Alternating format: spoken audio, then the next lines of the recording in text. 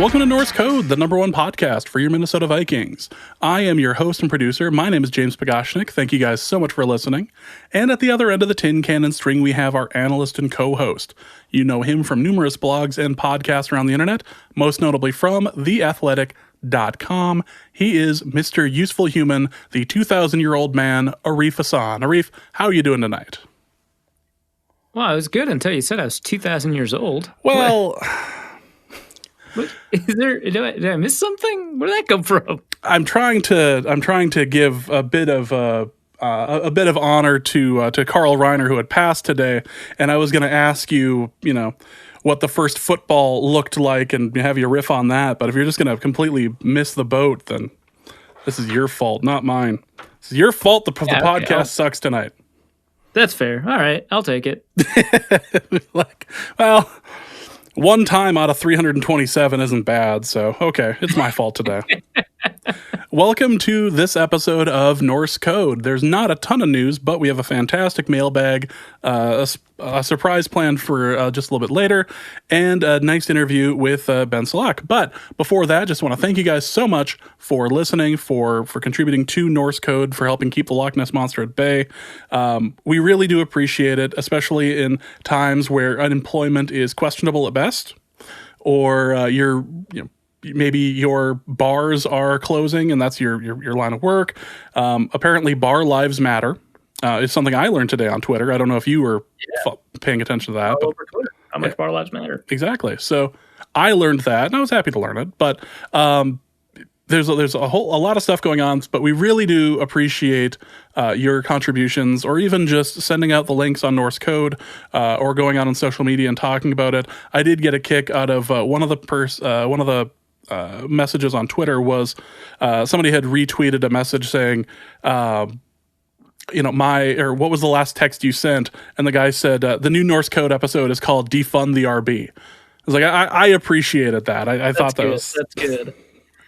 I enjoyed that. So again, thank you guys so much. If you'd like to financially contribute to Norse Code, get access to bonus episodes and all the stuff we're going to be tossing up on there, you can go to patreon.com/Norse Code and go there for no less than $3.50 a month.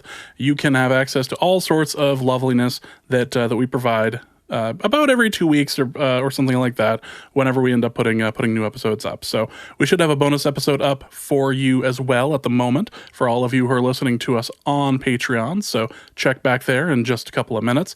But just want to thank you guys so much. If you'd like to give a one-time donation to Norse Code, you can go to paypal.me/Norse Code and donate to the show there. So again, thank you guys so much. Really do appreciate it. And got some interesting notes from the last episode that we had put out, partly because of the name, which I thought was funny.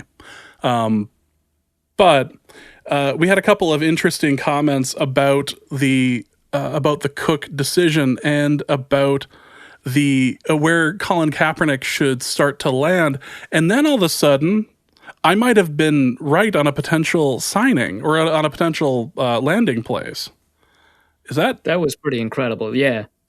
I'm right once in a great while. So I'm just going to take this moment and just breathe it in that San Diego was actually looking at potentially signing him. It's like, fantastic. It's beautiful. You love to see it. You love to see it once. You love to see it once a year, maybe. Just call that good. But the real news this week, as far as the NFL was concerned, is that the Patriots managed to get Cam Newton for pennies, like pennies on the dollar. Meanwhile, the rest of the backup quarterbacks in this league are making hundreds of millions of dollars combined, and Cam Newton is making bupkis. Is he even making league minimum? There's a league minimum contract that he's certainly not getting because his contract actually has incentives in it. The league minimum contract has bonuses in it that give you extra cap relief for using it. And so he doesn't have like the league minimum salary, but he is making essentially a minimum base salary, but he can earn up to $7.5 million with incentives included. So probably $6.5 or $6 million worth of incentives, which I assume are primarily playing time incentives. But I also imagine, there's a $500,000 escalator for the Pro Bowl, a $500,000 escalator for appearing in the Super Bowl, and stuff like that. So the liability to the Patriots, because all these incentives are, I think, not likely to be earned in cap parlance. The liability of the Patriots is extremely low, so they don't have to pay much in terms of cap for year one. And then if he, I don't know if I think it's a 1 year deal, but if he re-signs with them with the same incentive structure, then those incentives, if he earned them this year, would be likely to be earned, and then that's when the cap hit for him playing well kicks in, which of course they would happily take.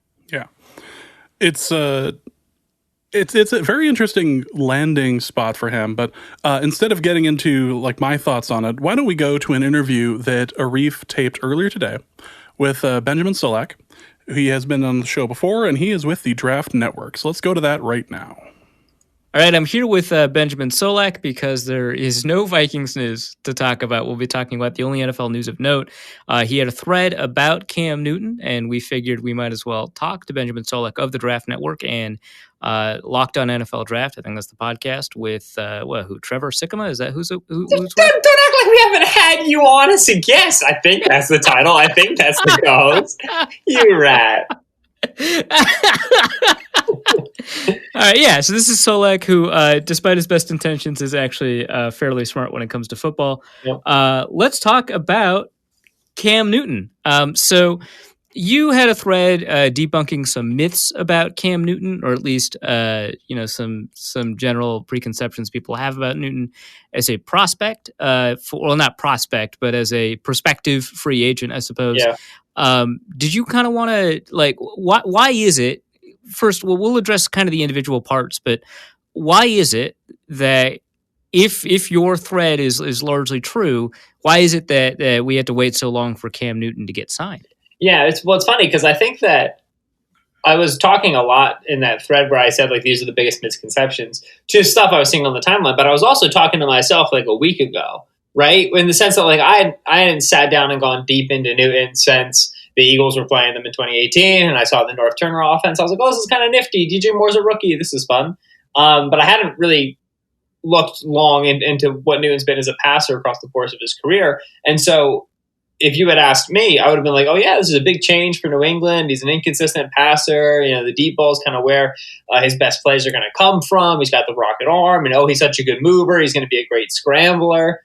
And then you get into the nitty-gritty of when he's been best. And that 2015 MVP season was so good because he really was such a good deep passer. He was one of the best deep passers in the league that year. But in every other year of his career, it's not where he's made his money. It's been in the short to intermediate game. It's been using that velocity to attack tight windows and intermediate stuff and everything. And so he really did seem like a more natural fit to the Patriot offense than I first believed, which led me to your question. Why have we been waiting?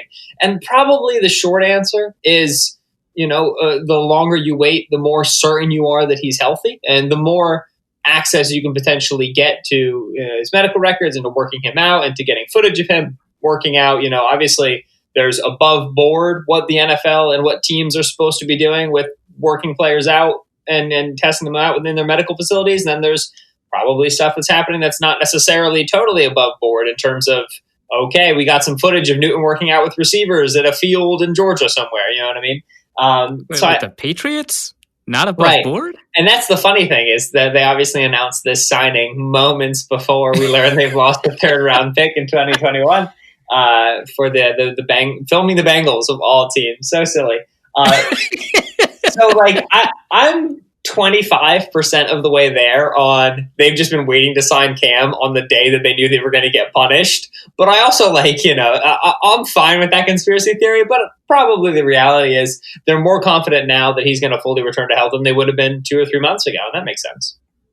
I wouldn't be shocked if it's kind of a mix of the two things exactly. Where they were willing to wait a couple of days or to announce or push up the announcement a couple of days as soon as they learned this was happening. But the general time frame for when he was signed was genuinely when he was going to agree to sign with the team. Okay, well, let's talk about some of this. So you mentioned that in the first half of 2018, and statistically, it seems like the first 11 weeks, first 10 games of 2018 were genuinely good play.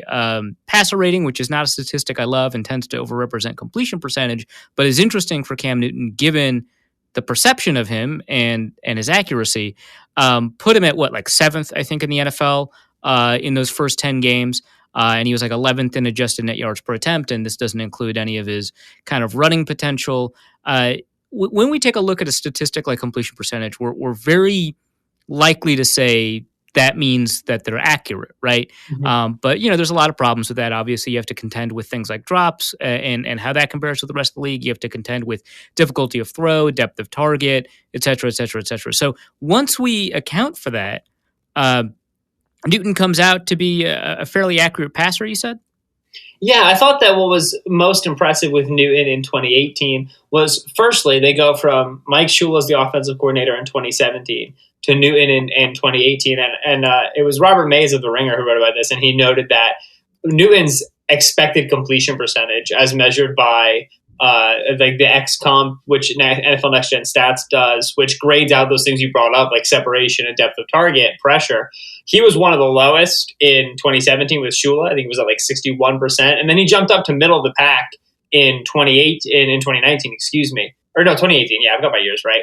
In 2018, in that first year under Norv. So by scheme alone, we were attempting passes with more separation, with less pressure, and shorter down the field, passes that are more likely to be completed. So that in and of itself was a big boost for Newton, who's always been right around 60% completion percentage, a little bit below league average across the course of his career in the past decade. So one, we're attempting passes with a higher completion percentage. Two, our wide receiver room got better, right? And that's an important thing to remember about Cam Newton is that in 2016, he had 200 targets go to Kelvin Benjamin and Ted Ginn Jr.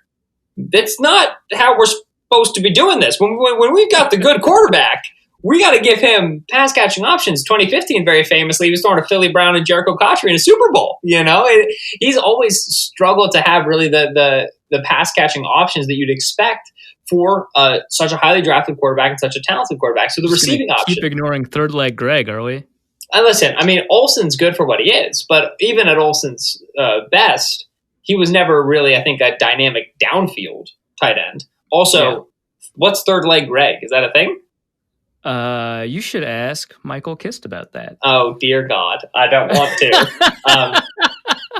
So in 2018... your dad. You should ask your dad. We got DJ Moore and Curtis Samuel, and so we improved the receiving core, and we started attempting easier passes. So that all in and of itself helps Newton. The other thing that was really impressive about that 2018 offense was they helped Newton define a lot of things pre-snap, which we talk about defining pre-snap as helping quarterbacks who can't process, but Newton, who's a really good processor, it still helps him because it helps everybody. It just lets you get more information early. They had a ton of pre-snap motion. They would add a lot of players to the backfield. So they would start out in 3-by-1, then rotate Curtis Samuel, DJ Moore into the backfield. That motion specifically, bringing players into the backfield, causes a lot of rotation to single high, very predictable defensive checks to that sort of a motion, and allows you to say, okay, I know I'm going to have an isolation 15-yard out with DJ Moore because I just saw them check to cover 3, and that's going to be open for me. And so you allow Newton to make rhythm throws in that way, which is where he's at his best. So the scheme helped him out a lot. The improvements of the receivers helped him out a lot. And then it was a good year for Newton. There's no arguing that Newton's always been a bit volatile in terms of his accuracy. In 2018, it was clicking. The receivers, the protection, the scheme, he understood it, and it was good for him. He was throwing accurate passes. So you touched on something that I think is a point of contention for a lot of people in the football world, whether it's casual fans or people who live and breathe football for a living. And you said that Newton was a quick processor, which is not necessarily the same thing as being smart on the whiteboard, but tends to correlate pretty well. And the general rap on Newton is that he may not necessarily be the smartest quarterback, but it also seems like there are a lot of people on the other side of this that think he's actually a very intelligent quarterback as far as, breaking down plays quickly, finding the right read and stuff like that. A, why the divide on this? B, how do we know that, he's an intelligent quarterback if that's the case? And C, do you think you're smarter than Dante Scarnecchia? And it's a really A and B are really, really good questions, and C is just bait, and I'm not going to take it. But I love A and B because, right, why do we assume the quarterback isn't, particularly smart? And the reality with Newton is he's a 6'5", 250-pound goofball. You know what I mean? Like, he's, firstly, physically one of the most gifted quarterbacks ever. And then secondly, he doesn't walk around in a three-piece suit with the book or the textbook out. You know what I mean? Like, he's out here having fun with his life. And when we have detractors for every single quarterback, they're always just going to take whatever remains when you discuss the strengths of the quarterback and say, all right, he must be bad here. And with Newton, the strengths are obvious: the frame, the arm strength, the running ability. And so it's going to be very easy to say, oh, well, he's not that accurate and he's not that good of a processor. Meanwhile, it typically is our scrambling quarterbacks, our mobile quarterbacks, who are our best processors. Because, one, they've been tasked with zone read, triple option, RPO for a large part of their careers. And that entire framework is, all right, you're going to have to identify the defender that matters, and then post-snap, make a very quick decision based off of his leverage. He makes the smallest step inside, the quickest rotation of his hips. You've got to be able to choose right then to make one of multiple decisions. So to me, like, that's post-snap processing. People like to think post-snap processing is progressions. I mean, read option is the most pure example of post-snap processing there is. It's forcing a decision later in the down, after the ball's been snapped. And then secondly, our mobile quarterbacks are the ones who extend plays. And when plays are extended, they're broken. And we're no longer within the schema of the play on the chalkboard. We're no longer, all right, I work from 1 to 2, and then I hitch, and then I go to 3. Well, once there's pressure and I beat a sack, now I got to make stuff up as I go. That's where we get the most creative. That's where we get the most on the fly. You know what? That guy's open. Hit him. Right? It's very organic, real, unadulterated processing.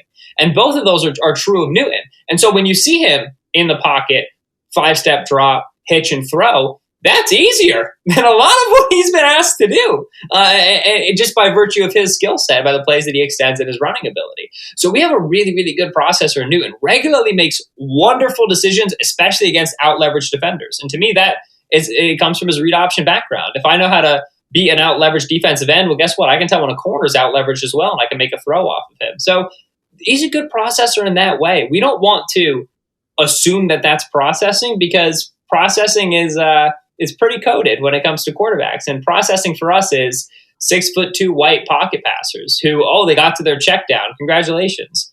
Man, check I was wondering if you were going to get around to that part and say, yeah. Well, I mean, because you got to, I think, define very clearly what it is. And then you got to say, all right, and what does this look like across the course of several years of scouting? And what it looks like is, oh man, he's a great processor.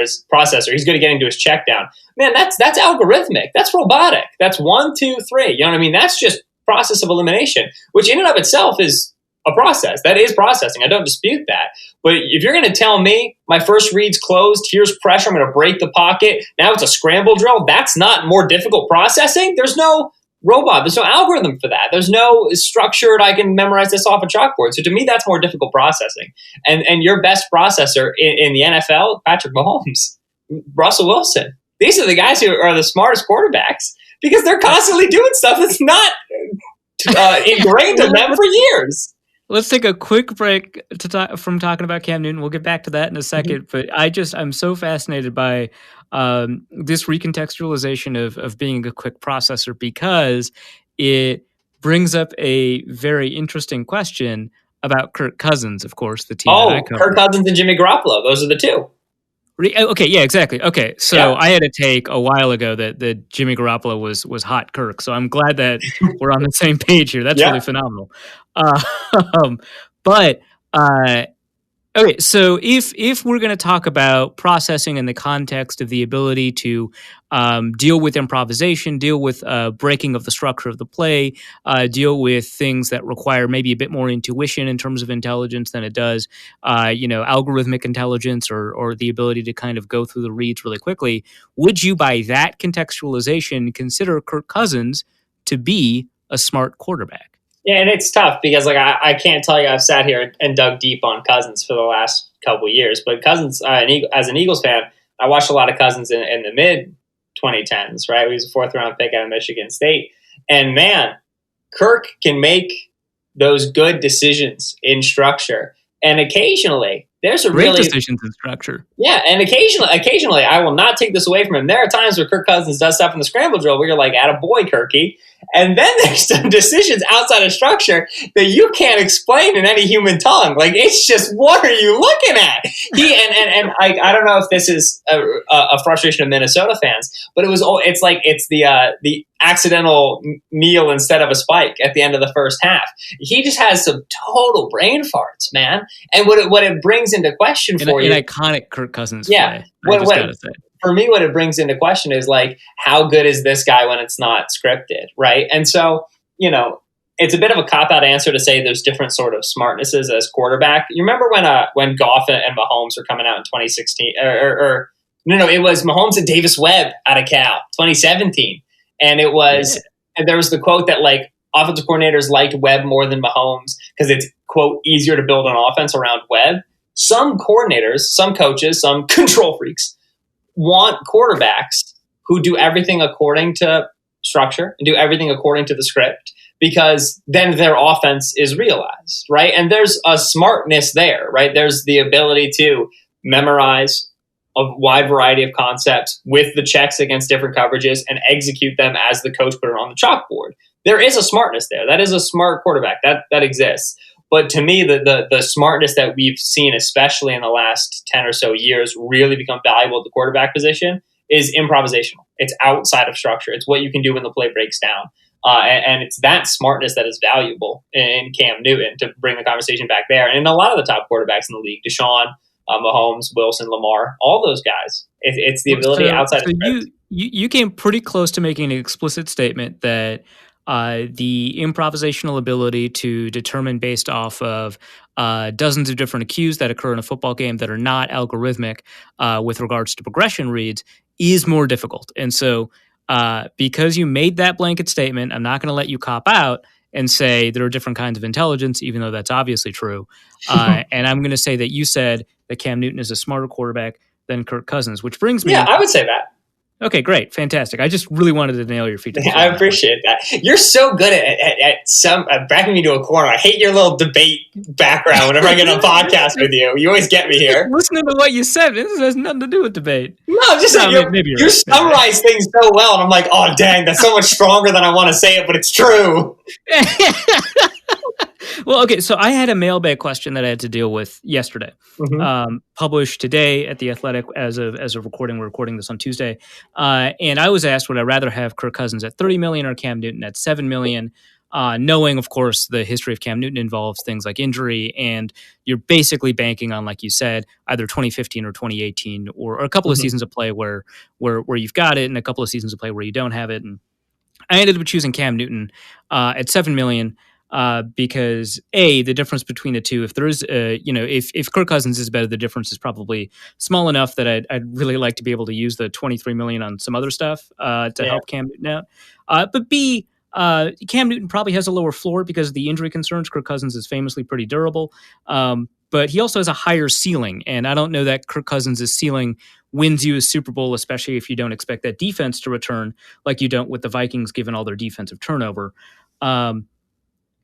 How do you approach this question? And let's take money out of it. Let's say they both cost $22 million. So, okay, well, if I approach the question of it with money, it's definitely Cam. Without money, what it always boils down to me is there's a very fundamental question when it comes to your franchise quarterback. And it's like, can you win a Super Bowl with him or can you not? Because if you can't, but he's good enough to stay as your franchise quarterback, you're wasting years and you're wasting money. You either have the guy or you don't. It's like when you evaluate quarterbacks for the draft, either I want to take this guy with the first pick or I'm not comfortable with that.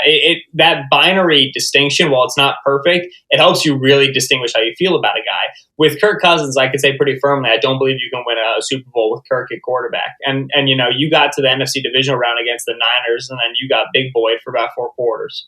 There just wasn't much that Kirk was going to bring. Classic Vikings. Don't worry about it. Yeah, and there's just not much that Kirk's going to bring when you start to get to the best teams in your conference. Now, with Newton, absolutely. There have been seasons where Newton has not been as good of a quarterback as Kirk Cousins, certainly. But there have been seasons where he's been better. And there's been one season where he took you the distance and almost got you home. And so with Newton, I say that there is a chance I can win a Super Bowl with this quarterback, especially assuming a full return to health, which is very much in the cards for Newton. People think he's injury prone. He's not. He's been unlucky, but he's generally a healthy, very durable, very big person. So I want Newton. Holding a car crash against him, man. He literally got in a car crash. Come on. Okay. It's just like, that's not injury proneness. That's being in a car. It's so frustrating because it's like, all right, well, he hasn't played football since 2018. Yeah, Jarrett Stidham was in college. Like, what are we even talking about here? Newton's been in the league for a decade. But anyway, a different complaint. Yeah, short answer is certainly. I think I can win a Super Bowl with Newton. So we're both on the same side on this one, which then circles us back to the very beginning of this question, which is, if that's the case, then the Patriots can't have been, and it turns out, I guess the Browns maybe were in on them. I only saw a headline. I didn't actually read the story, so maybe it's actually poorly sourced or whatever. But it seems like the Patriots were the only team or one of two teams to be in on Newton, and they waited a long time. Obviously, that helped the Patriots out because they were able to save a bunch of money signing a guy that I guess is better than this $30 million quarterback, according to both of our estimations. And when it comes to a case like this, it really is important for us to like check our priors a little bit and say, hey, it's not true that every NFL head coach or every NFL GM is like genius level intellect when it comes to football. But it is very likely that when we disagree with 30 GMs, that we're probably wrong. Like it just seems like that's the case in general. And so why are we uniquely right if our Bayesian inference should be that we're probably wrong?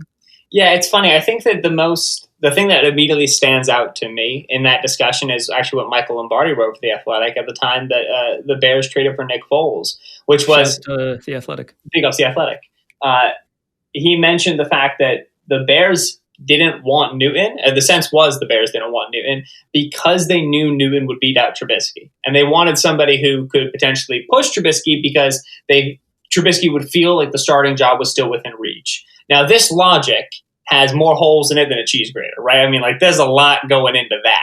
But Lombardi did run a team, though. There's got to be a couple of teams that think like that. And that's what I'm saying, is that what we have to acknowledge is that when we look at a player like Newton, we say he would make X number of teams better, 8, 10, 12, however many starting quarterbacks you think he'd be better at with the injury risk calculated in, the fact that he may not be 100% of health.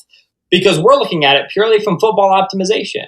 But a lot of head coaches and general managers aren't trying to optimize their football teams at the cost of their job security, at the cost of their ego, at the cost of their system, going back to the Mahomes-Davis-Webb thing, right? Like, Newton's not a fit for my team. Brother, Newton's a fit for every team. He is a 6'5", 250-pound quarterback who can run the ball like a tight end. You know what I mean? Like he's, but you're going to have coaches who strongly believe that, like, well, my system uses a more traditional pocket passer than Newton, and ipso facto, I am not even looking at him. And so that's the thing, is that we, as media, generalize football optimization for teams a lot more than the specific personalities in each front office do. And so 32 teams didn't consider Newton. Less than 32 teams even thought about it because I don't want to bring in a guy who can potentially beat out my starter. That's going to cause upheaval in my locker room. I'm going to have problems, and I got 2 quarterbacks on my hands, yada, yada, yada, yada. All right. Well, so there's something to be said about how 32 different teams can each be run by rational actors, which I would argue is not necessarily the case. But even if they are, those rational actors' incentives don't line up necessarily with win optimization because of things like job security, things like the personal utility you get out of your system being run well, et cetera, et cetera. So that's a fairly good way to look at it. Final question relates to this system question, and it brings up the Dante Scarnecchia dig that I brought up earlier, which is, how does he fit in the Patriot system? I think you just wrote a piece at the Draft Network on the Patriot system, but there's 2 system questions here. One, how the offense functions like geometrically within space and how it's actually physically run. And then 2, things like terminology. Another constant kind of bugaboo for Newton coming out of college, they used a system that was, very kind of simple, at least in terms of terminology. His favorite play was just 36. And of course, he said this in front of Gruden, who's famous for his long West Coast calls, which brings up another question about kind of systems and terminology. He most recently was with North Turner that uses a number-based system, the Air Coryell system, where each route has a number assigned to it, although there's more than 9 routes, so there's also like words. And then Earhart Perkins, which doesn't seem to have as much in an ideal world, have names for routes, but names for concepts. So on one side, you've got ghost concept, the other side, you've got tosser concept, whatever, right? And so that's a quote-unquote word-based system. So Dante Scarnecchia said it's going to be a challenge for Newton to transition from a number-based system, Coryell, to a word-based system, which is the Earhart Perkins. And then, of course, Gruden was the West Coast guy, where instead of numbers, you just had a bunch of words for routes and stuff like that. So what is the concern here about fit, and what's the concern about terminology and being able to pick it up? Right. So the Patriots offense in space, right, as over the last 20 years, Belichick offenses coordinated by whomever have generally relied upon spacing concepts that are familiar to the Earhart Perkins system, which, like you said, Perkins systems names concepts. So if we've got dragon, we've got double slants. And that, if there's 3 receivers to that side, if there's 2, if it's a tight end, running back, we've got double slants. Doesn't matter how it's dressed, that's what it's going to look like. And so this is a system that benefits rhythm placement passers. Guys who, all right, I understand that if I've got this concept to this side, it's a one-step drop. I'm going to plant my foot. I'm going to be able to hit this route. And I can hit it if he's on a wide split, reduced split. If it's my tight end, my wide receiver, I know how to get it to those particular players. So that's what we're doing in space.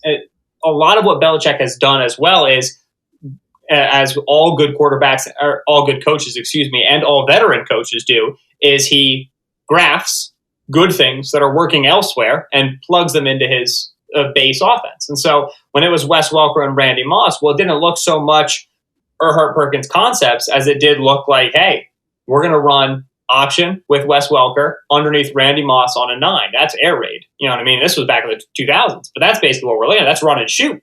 You know what I mean? And he's kept that option slot receiver forever. I mean, that prototype of receiver has become popular in the league because of Belichick acknowledging that, hey, I can find really cheap 5'10", 185-pound white dudes and just let them take a 2-way go all the way down the field. And he's done it for the past decade with 2 tight ends in Hernandez and Gronkowski, with 2 backs, James White and Rex Burkhead in there at the same time going empty. These are, spread ideas of using different personnel to win space matchups. And again, it gets grafted into the system. So we've got concepts which work well for rhythm passers, and particularly for Belichick, I want guys who can win matchups. I want slot receivers in this mold. I want big tight ends who can bully linebackers, and I can split them out and bully corners with them. I like to win matchups one-on-one. Tremendous. Cam Newton, North Turner, Air Coryell system, very much like you said. But Turner actually had Earhart Perkins background because, like I say, he's been around for a long time. And so he's coordinated in Earhart Perkins systems before. So they've ran divide concepts and whatever, like stuff that you'll see in Earhart Perkins playbooks.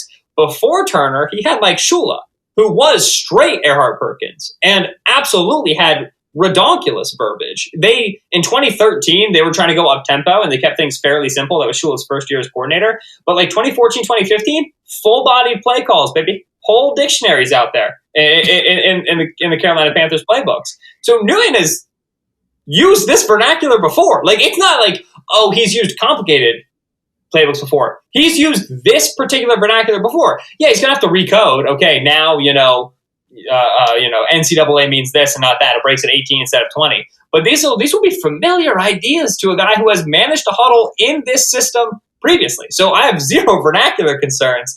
And yeah, I mean, like his last 2 years were, all right, 6, 8, 9, Waco on 2.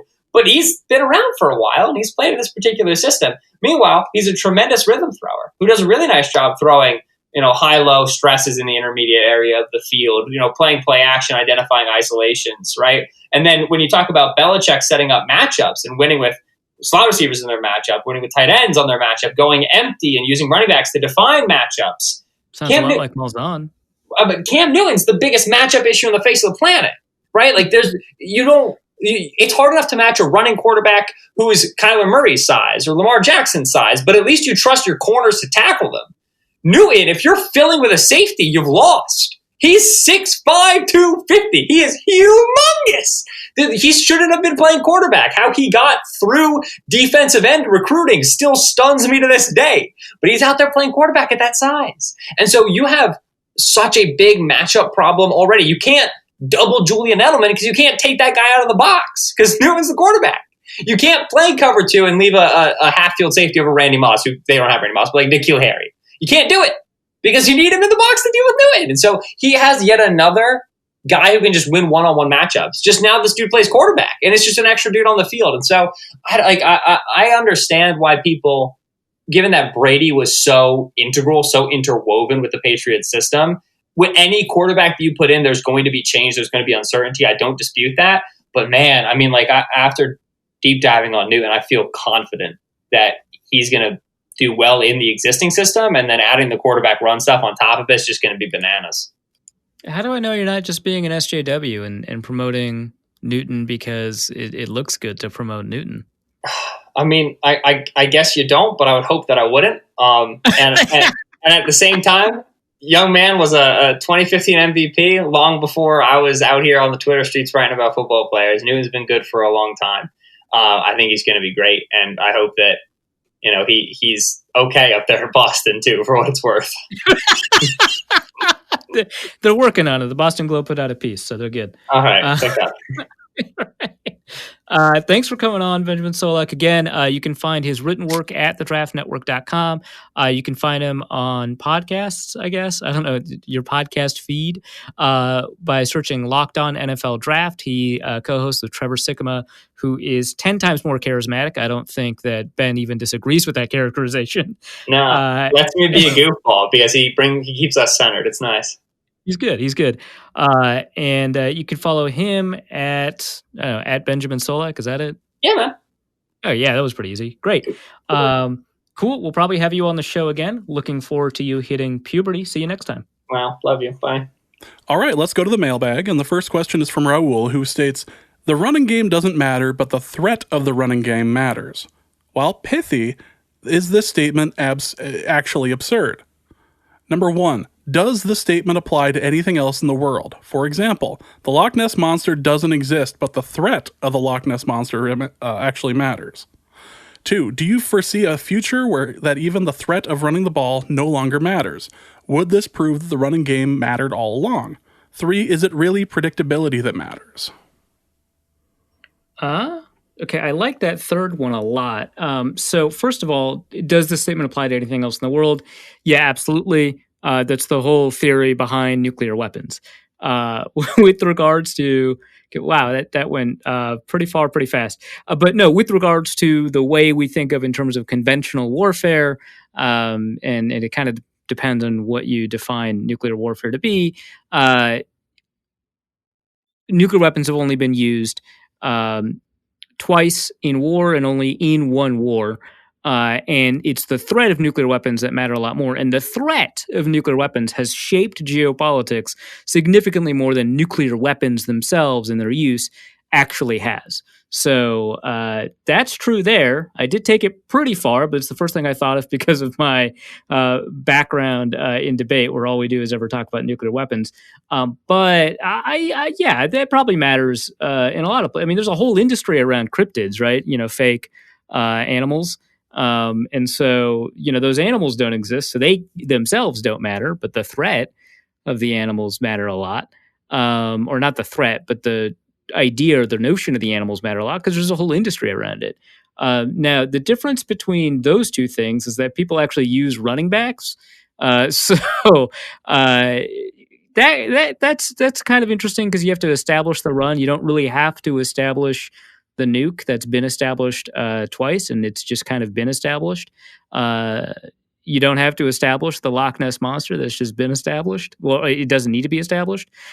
So, yeah, I'm sure there's dozens of more appropriate metaphors to use there. But those are the first two I thought of, the one you gave and then the one that just kind of exists in the background of what I've done. So, yeah. I like the idea that while the Loch Ness Monster may not exist, the threat is what matters. Threat.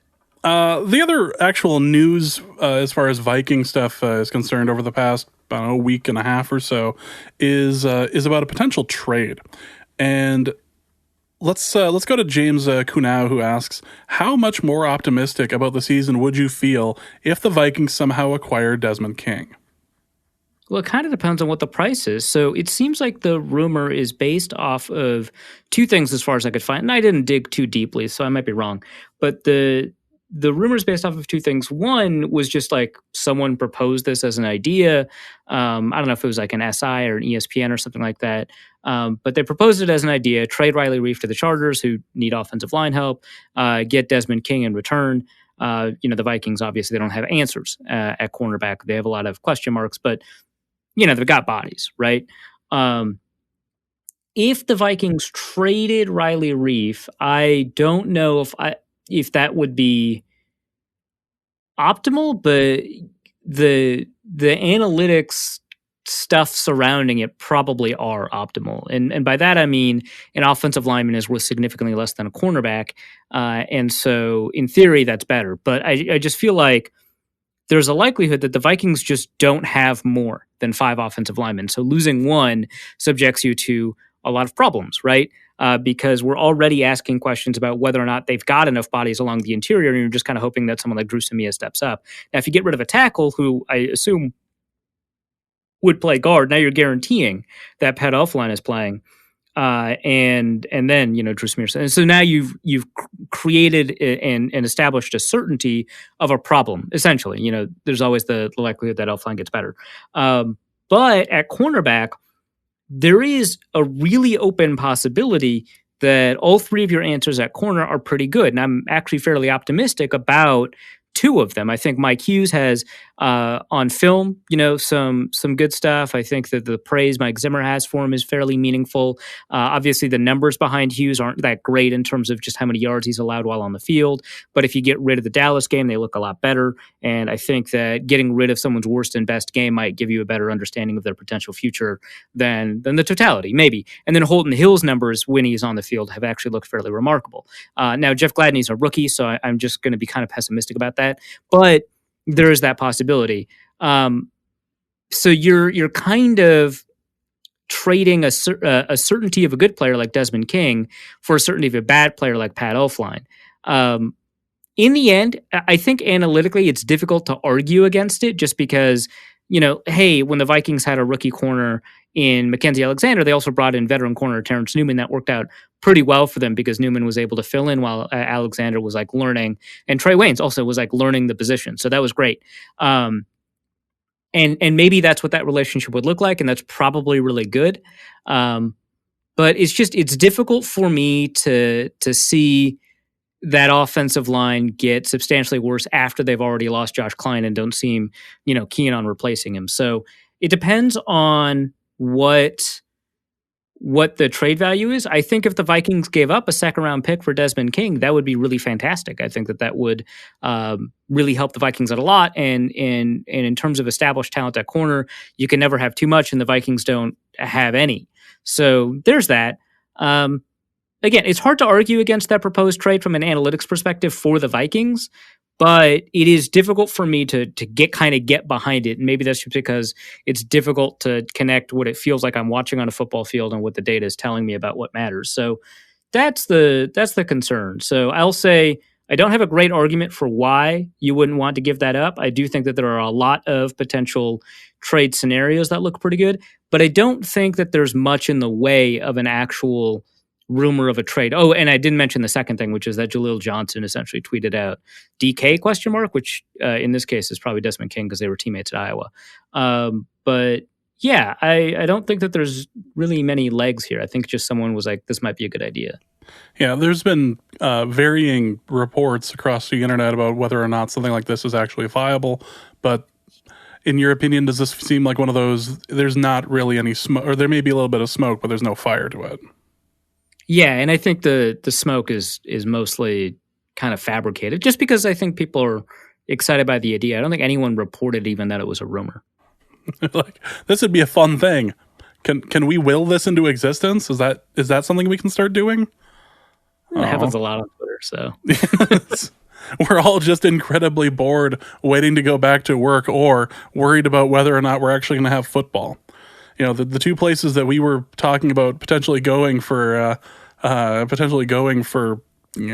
live show this year are exploding as far as their COVID cases right now. So Yeah. Hi, Houston. Hi, Florida. Oh, Yep. yeah. This isn't necessarily looking great. Let's look at Alessandro's question. He asks, if the team has some struggles early on, do you think Kubiak/Zimmer would stick to their establish the run at all costs approach, or would they be forced to pass more as the Vikings find themselves behind their opponents? Well, first, I think that there's not actually a ton of evidence to suggest that Kubiak himself is as committed to the run as I think his reputation suggests, just because we know him as a guy who installs, wide zone running schemes and stuff like that. And so we assume he runs the ball a lot. But when he's been the offensive coordinator, after you adjust for things like how often teams are ahead or behind, he passes at about a league average and sometimes above league average rate, sometimes below. Like it seems like he passes at an average rate. And the Vikings, after you adjust for how often they were ahead or behind, ran the ball more than any other team that doesn't have Lamar Jackson. And so even more than the Seahawks, I think. So I think it's very likely that the Vikings will just pass more as a matter of course, even if they're in the exact same situations. But also, Zimmer isn't so committed to the run that they won't throw the ball to get out of a hole. Now, if they're behind by 7 in the third quarter, some teams will likely pass the ball a lot more, and Zimmer thinks that you shouldn't be, quote unquote, too afraid to get out of the run. I think that's what his criticism of DeFilippo was against New England, like they weren't in too deep of a hole to abandon the run into the third quarter, which I had my own responses to that. I think that was kind of an acontextual criticism. But for the most part, I don't think that they'll run out of obvious passing situations. I think that Zimmer wants to run a little bit more often than the average team would in a particular situation, even when you're behind. But I don't think until it's very clear that you're in a hole, if you're down by 2 scores in the fourth quarter with no matter how much time left, I think that they're willing to throw the ball a little bit more. So I don't think that's a problem. But also, Kubiak isn't Stefanski. Stefanski ran the ball more than anyone, right? And Kubiak has not ever done that. So I don't think that that's as big of a. I call it a concern. Other people who love the run game may not call it a concern, but I don't think it's as big of a concern as it's easy to make out to be. Next question is from Michael, who asks, is there any data grading out a draft class a few years later? Example, wide receiver 1 picked at 20 overall. Wide receiver 2 picked at 28 overall. Can you compare not only via stats, but amount given up in trade/WAR for players taken in between, that wide receiver 2 was worth staying for the 28th instead of trading up? And PFF has done a ton of this work, which is why they've established also a generalized wins above replacement for each pick in the draft, and then they've got their own chart for quarterbacks. So quarterbacks are worth a certain wins above replacement, and if you pick a quarterback at that spot, it's worth a lot more.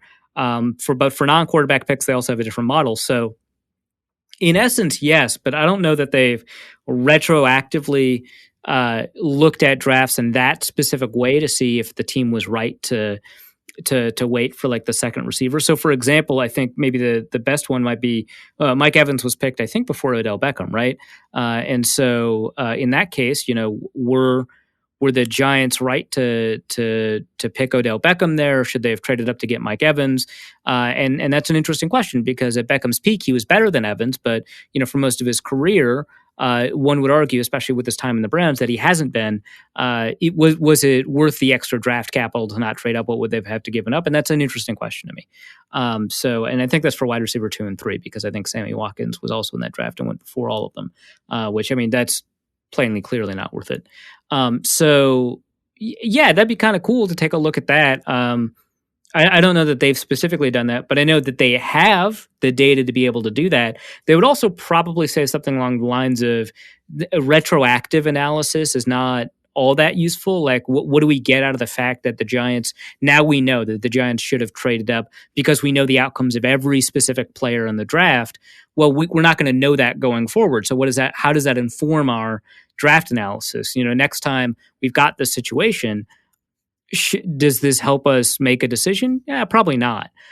So they would probably also tell us that. Yeah, but they likely have that data. And if you've got a specific question about that, you could probably just tweet at Eric Eager, at PFF_Eric probably. And he could probably give you information about a specific scenario if you're that curious. Plus, a lot of the just looking at that, it's not like these players exist in a bubble either. That injuries and players and development happen at different rates depending on what team you end up going to and all that. So it's kind of hard to, yeah. It is, yeah.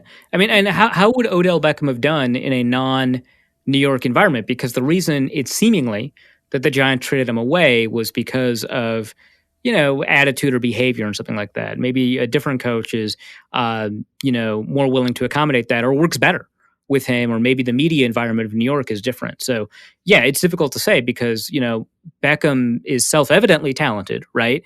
If he goes to Tampa Bay, is that better or worse for him? Does he outproduce Mike Evans? I don't know. You have to take into account that, Mike Evans was the perfect receiver for Jameis Winston, right?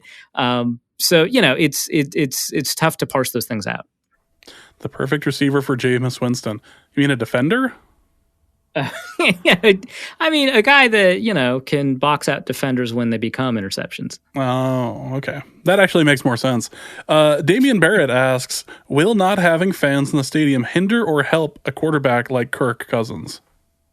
I think it's tempting to say help, but honestly, it's just such a bizarre thing that you don't know. And this reminds me of Kirk saying it would be refreshing to play in a stadium without fans, which I think a lot of people say that he got criticism for it, but I think he got warnings about the potential for it. I didn't see anyone actually criticizing him for it. They're like, whoa, be careful. Some people might be upset by that. And he's like, oh, I'm sorry. I didn't mean to be upset. I'll take a look to see if he actually got criticized for it. But it was kind of funny because it was just like, it's a classic Kirk statement because he didn't really think through the whole of it. Like, what does it mean for there not to be fans in the stadium? Well, it means we haven't controlled the pandemic up until September, which is obviously a tragic situation. It's kind of weird to call that refreshing, but you have to think a couple of steps ahead. And he was just talking about how different that kind of environment would be and how different that would seem. And then also the secondary criticism was like, guy, you don't like being booed, huh? So I'm on to you. But yeah, honestly, because it's so bizarre, it just might be different than what we might expect. So I'll cop out and just say it's impossible to tell. He actually does not seem like the kind of quarterback that gets too amped up or distracted by fan noise, complimentary or not. So the lack of noise, maybe that's distracting. I don't know. But I honestly don't think for Kirk Cousins specifically, who is such a textbook mechanical, if this, then that type quarterback, which actually we just talked about in the interview with Benjamin Solak, that might not matter as much. For somebody who seems to be a little bit more intuitive, like Cam Newton, like we just talked about, maybe that matters, right? So I don't know. But I think for Kirk, my suspicion is that it probably doesn't matter, but honestly, we just wouldn't know. Yeah. Let's stick to around that sort of discussion and go to Wes, who asks, if we have football this fall but no live fans, how should the dead air issue be handled? Fake crowd noise, a constant barrage of commentary from the announcers, mic'd up players and coaches, relaxing piano background music? So I don't mean this as a dig on the XFL, but like the XFL obviously had this problem, right? I thought they handled it kind of beautifully. First, by creating an engaging fan experience. So there were more fans than you might have expected going to like week 4, week 5. But second, they mic'd up a ton of players. And then after they like failed, got like a sideline interview with them like immediately afterwards, which maybe you don't have to do that in the NFL. But they mic'd up a ton of players. And they kind of handled that, honestly, I thought really well. Because if you mic up a ton of players, there's a really good chance that you'll get something, let's say blue. Like they did. Yeah, a couple of times.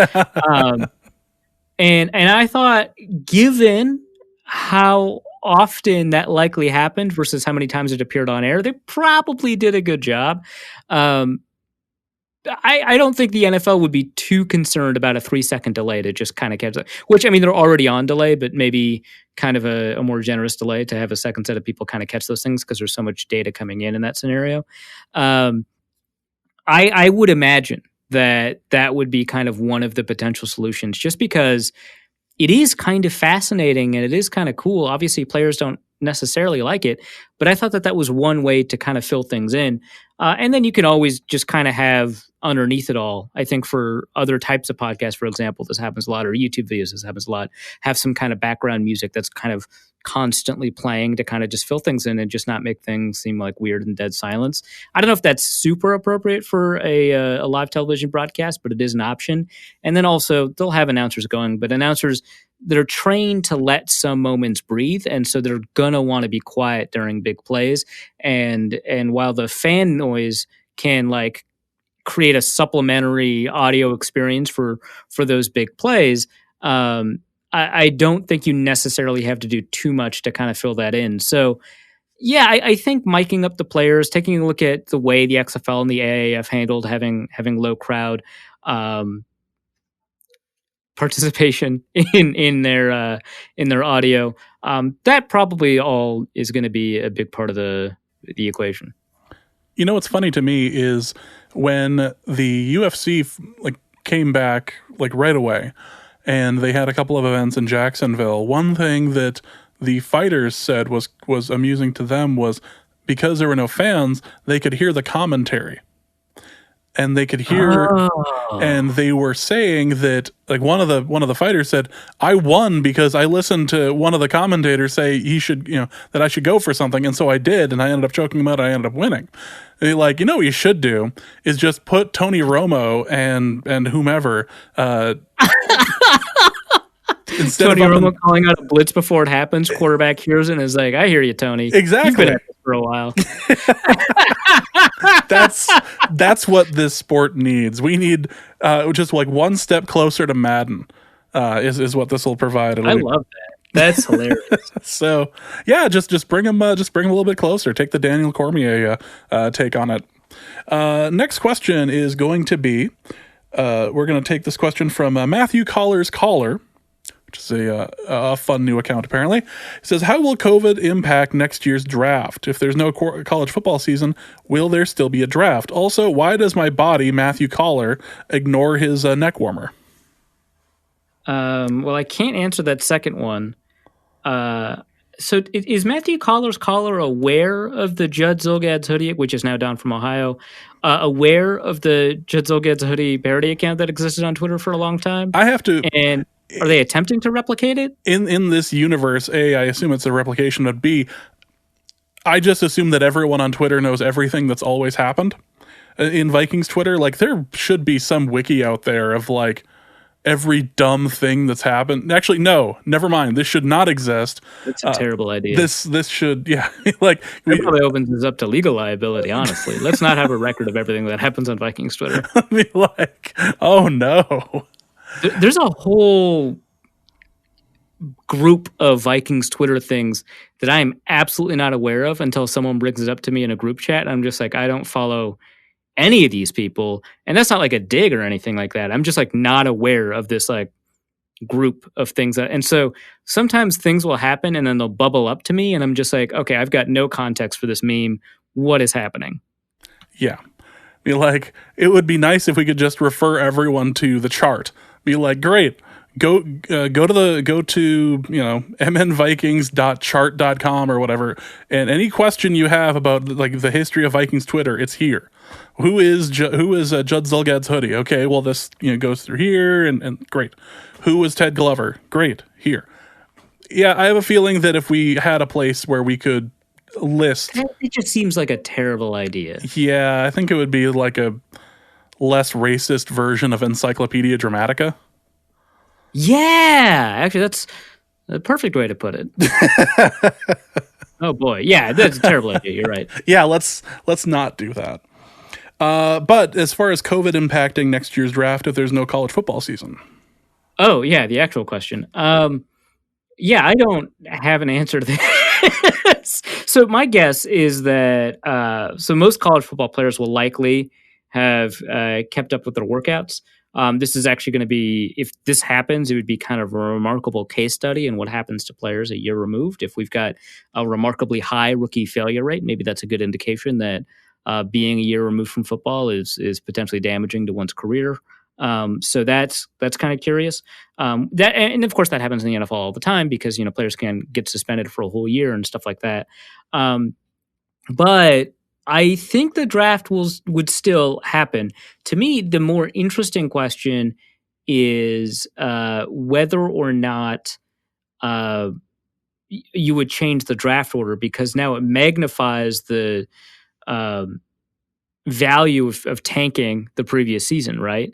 In teams that were able to grab, those first couple of picks, probably got the quarterback that they want. Well, actually, maybe not, given how that draft worked out. But some of them definitely got the quarterback that they wanted. Now the person who owns the number one pick, who got the number one pick this last year. Yeah, you're asking me something that happened this year. This year was like 10 years ago. Yeah, it's. I'm looking this up right now. I'm trying to remember the friggin' draft. Oh, the Bengals got Joe Burrow. Yes. Okay, great. This year has lasted 20 years. Why are you asking me something that happened 3 months ago? Nothing. Yeah, okay, so quarterbacks when it picks 1, 5, and 6. Recap for those who forgot about the draft that happened 5 years ago. So quarterbacks went 1, 5, and 6. Washington didn't grab a quarterback. If they wanted to, they probably would have. Detroit didn't grab a quarterback. If they wanted to, they probably would have. New York obviously didn't grab a quarterback because they've got the guy that they're interested in. So now you've got like this Trevor Lawrence problem. And does Carolina, who now have Teddy and PJ Walker, XFL superstar, do they trade up to number 1 to get Trevor Lawrence? And I don't know. That's kind of interesting because now teams have got these rosters. Do you expand the rosters to include the new draft picks? Do you expand it by enough to accommodate the fact that the Vikings got 15 picks in this year's draft, and so on? So I think that's kind of fascinating. But to me, the bigger question is something like draft order, because I think, A, the NCAA extends everybody an extra year of eligibility, which that's a no-brainer to me. B, some of those players don't want it, and so they'll just declare right away. And that's going to force people to play a bunch of catch-up, which, I don't know, that sounds like fun. That sounds like an even more chaotic draft season than this last one.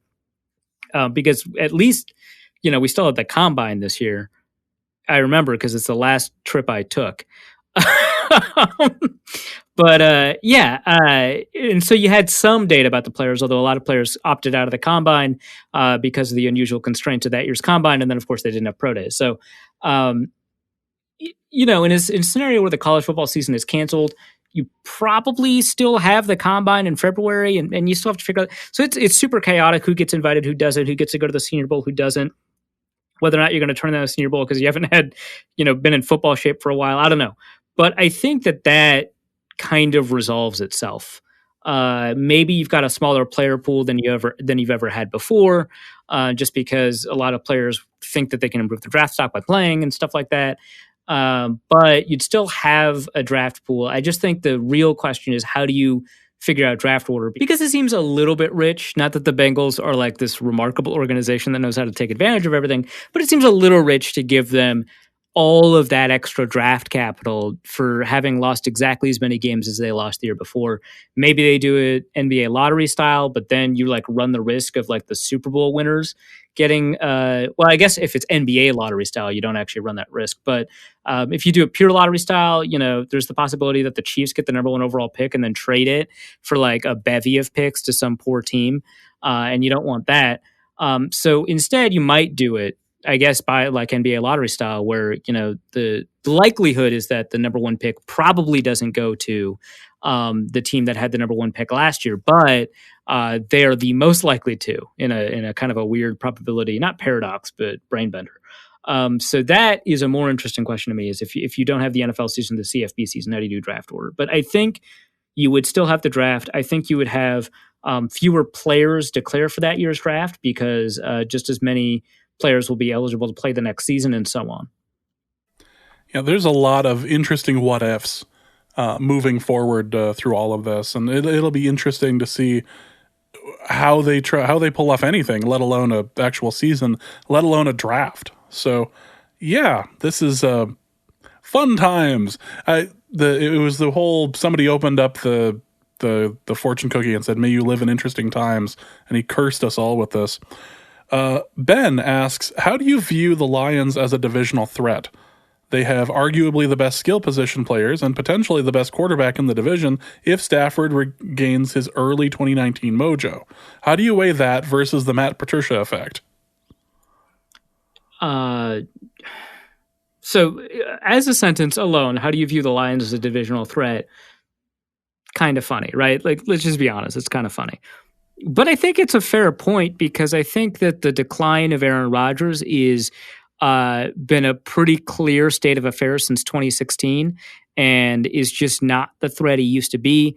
The Vikings got beaten by the Packers, not, I think, because of Aaron Rodgers, but because the Packers had just solved the defensive puzzle against the Vikings. And so they were able to crash on play action and the Vikings just couldn't get things done, right? The Packers are not a particularly great team unless that defense does begin cohering, because I think they've got a ton of talented pieces on defense. The Lions, to me, strike me as a potential threat just because, like you said, they've got the best skill position players. They're the only team where you can say you like two of their receivers, like for sure, right? Because if you like Allen Robinson and Anthony Miller, like I do, you can make an argument that, Chicago's got this great set of receivers. And if you think one of the Packers receivers that they didn't draft can complement Devonta Adams, then there you go. But it's very clear that Chicago has at least two talented receivers, right? And Kenny Golladay and Marvin Jones.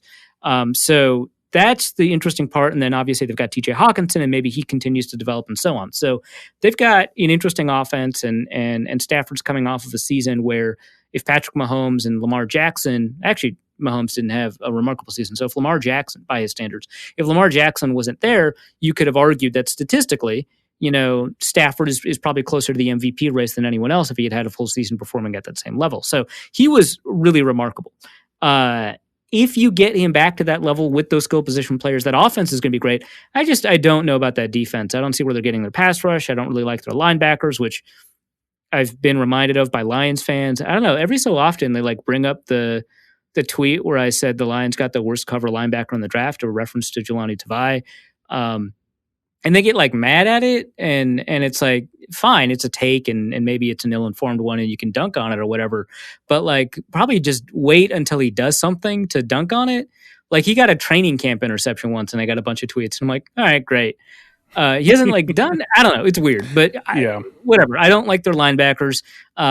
They're obviously they lost, their safeties, and Darius Slay is not what he was. So the cornerback situation isn't remarkable. So that defense isn't there. And so that's the problem. And I think as a complete team, the Vikings have more potential to be a complete team than the Lions do. Again, that the defense can just fall off enormously. But yeah, I think that there's a threat there. And I think if you were to argue that the Lions, Packers, and Vikings all have an equal chance to win the division, I would say you've probably got some pretty good evidence backing up that argument. So I do view them as a potential divisional threat, despite all of the worries and concerns they have on defense. And then, maybe Matt Patricia's it, and they're in a huge hole for no reason. Or they Lions it, right? And they're in a huge hole for no reason.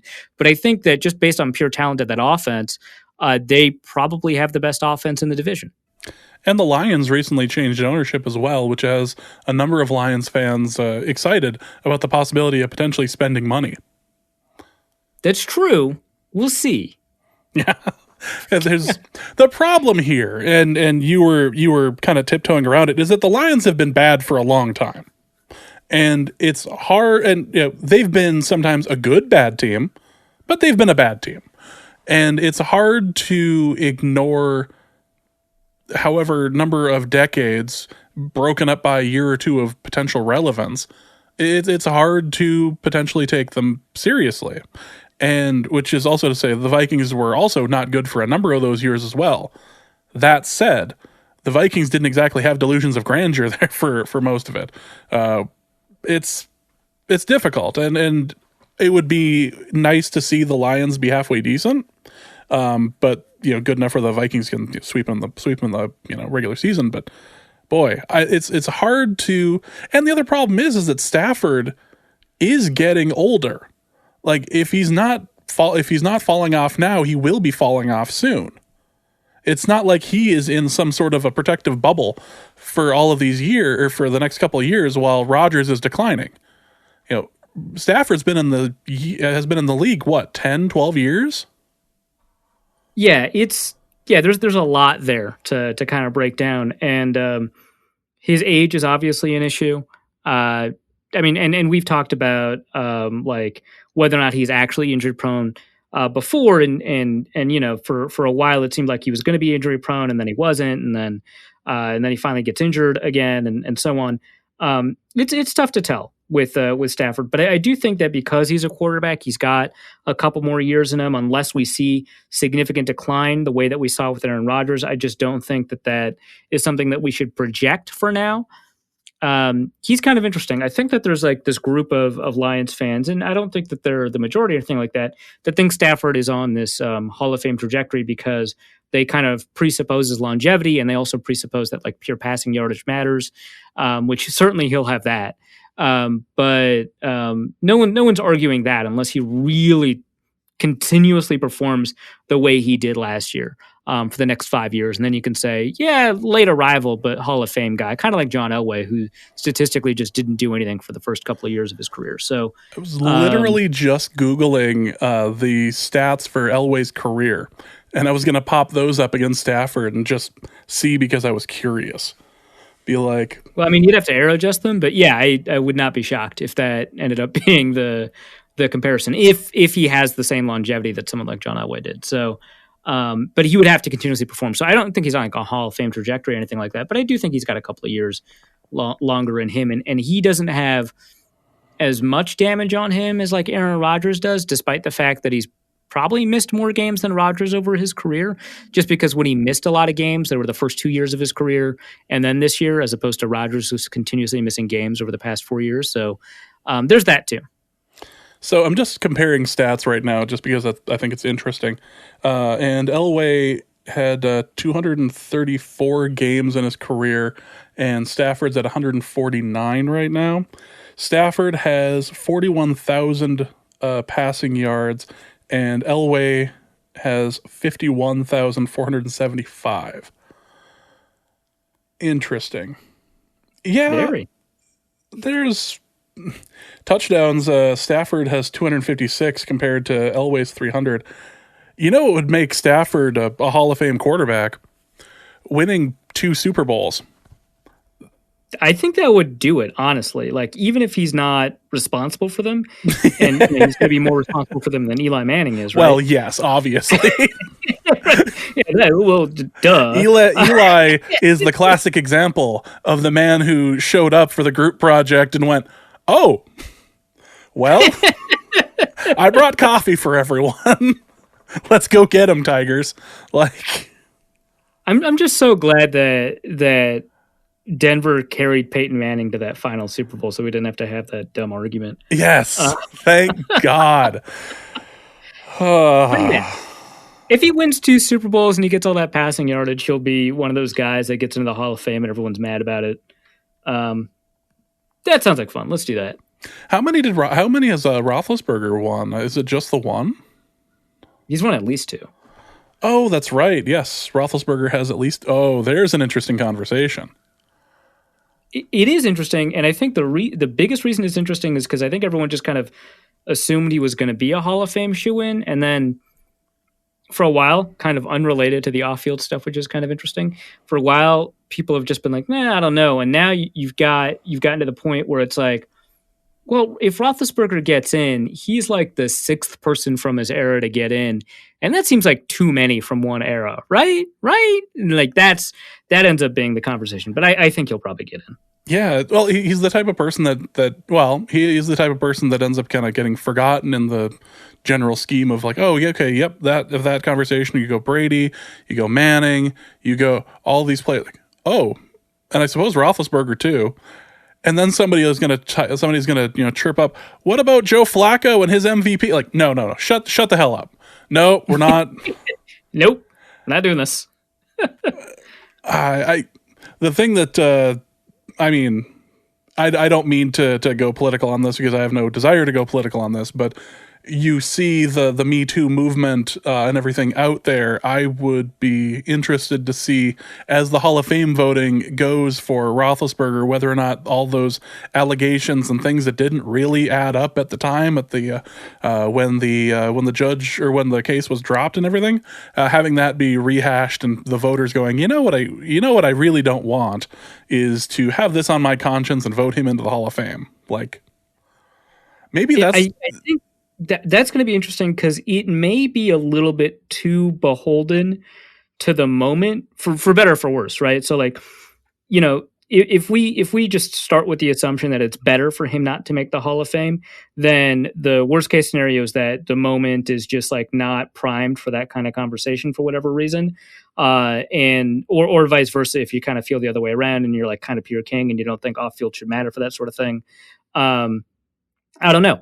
But it does seem like a lot of things are going to play a role in whether or not Roethlisberger gets in, which is probably annoying. Like the fact that that's true. Yeah.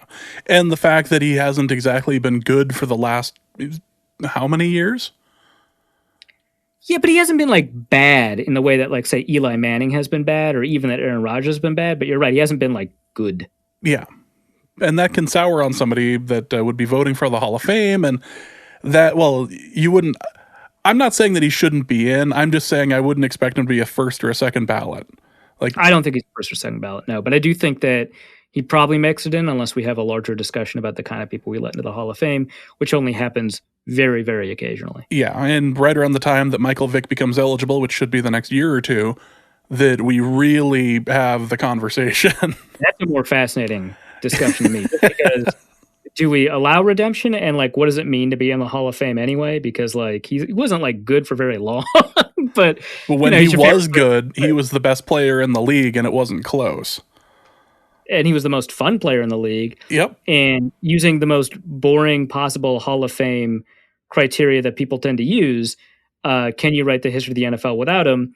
Maybe, but it wouldn't be very good or comprehensive history. Yes, and if you go the video game route of has this player ever been banned when you were playing a game of Madden against a friend, then that and Bo Jackson are lined up in the same breath. Like, no, you cannot play as Michael Vick and the Atlanta Falcons in 2003, 2004. No, you absolutely cannot play as that player. Right. No. You have to pass the entire time you're the Falcons. No going past the line of scrimmage at all. Well, now that we effectively went off on a Hall of Fame tangent, which, great, it was about the Lions, so let's go to something else. Luke Braun asks, start, bench, or cut, but just for week 1. Ben, Gideon, Eric Wilson, and Troy Dye. Whoever actually gets the... what was that? Who do the Vikings actually play in week 1? That's an excellent question. I feel like the schedule was released before the draft, which seems even long ago. I know. Oh, it must be the Packers, because there's like this whole thing about the Vikings hosting the Packers for the first time in history, which seems very weird given history. Against the Packers, would you rather have everything? Just time doesn't matter anymore. It just. I had a birthday like a week and a half ago, 2 weeks ago, and it was like, yeah, I guess. Like it's kind of a thing. Birthdays, I guess. And whoever gets the third base linebacker, or the third linebacker, is also the backup. None of this split duty stuff and what the Vikings actually do. Yeah, I guess probably Eric Wilson, honestly, and that's just because he's a known quantity. I think that the most likely scenario for Troy Dye is that he ends up having a broader skill set than either Gideon or Eric Wilson, which would, kind of imply that you want him to play, because if more often than not he's better, why wouldn't you play him? And the answer is because if he doesn't live up to those expectations, the what happens if you're wrong could be potentially catastrophic. Whereas we know who Eric Wilson is. We know that he's like garbage against the run, but he's basically elite for a linebacker against the pass, and so that's pretty important, even against a team that has a diminishing quarterback, right? And so I would probably just go with Eric Wilson.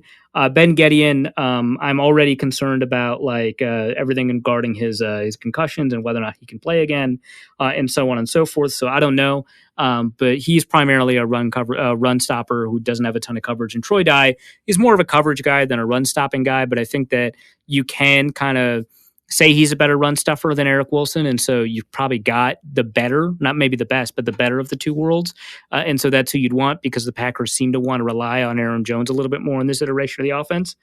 But honestly, I think Eric Wilson, unless you've got like a Tennessee Titans style Derrick Henry, I wouldn't really change my mind on that one, or unless you've got another really credible threat of the run with a decent passing game, where I would select Troy Dye. I think I would just go with Eric Wilson there, which I just rewatched some Eric Wilson stuff to prep for the training camp guide, and man, he's still just not good against the run. It's like frustrating. It probably doesn't matter, right? We talked about this a dozen times, but like he's like really bad against the run.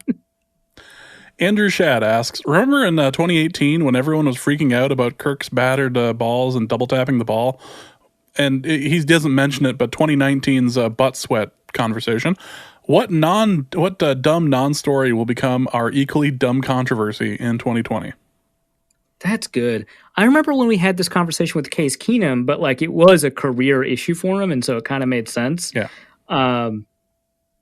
Yeah, that's. I remember sitting in a bar in New York City, arguing with you and a couple of listeners, going, this whole batted down ball thing is so goddamn annoying. Like the fact that it happens 3 to 4 times a game is almost worse. Like it just keeps rearing its ugly head and like slamming my fist down on the table. Like this has to stop now. You can't keep getting away with this. Jesse from Breaking Bad style. How does he keep doing this? You can't let this happen. Yeah, God. The thing is, you could not have anticipated the butt sweat thing, and that would have been the answer for 2019. So, like, where do you go from here? How can you predict what the thing is?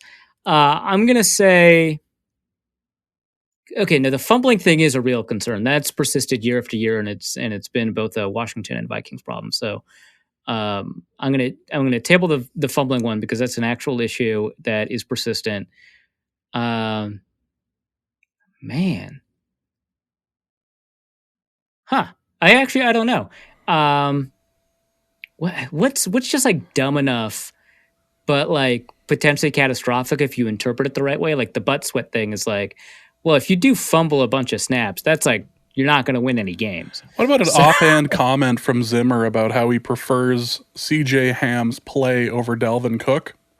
And just watching the world burn there. Yes. And it's got to be something like, sometimes I just want Dalvin to just kind of stick it in there, like CJ Ham, who's a lot better at that sort of thing. Yep. And you just like take that quote and just boost it, and you're like, CJ Ham's going to get 30 carries this year. CJ Ham is moving up from fullback to running back. Well, you watch it.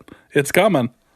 And then he's going to take, 1 or 2 snaps in training camp at running back just because they just do stuff at training, if they have training camp, just because they do stuff at training camp. Yep. And that's going to fuel the fire. Actually, I love it. Let's do that one. Yep, the Ham controversy. That's what we're looking at. We're looking at the 2020 Ham controversy here. And then he gets cut for like Jake Vargas or whatever the other fullback's name is. It all ends up a lot of wasted ink over absolutely nothing.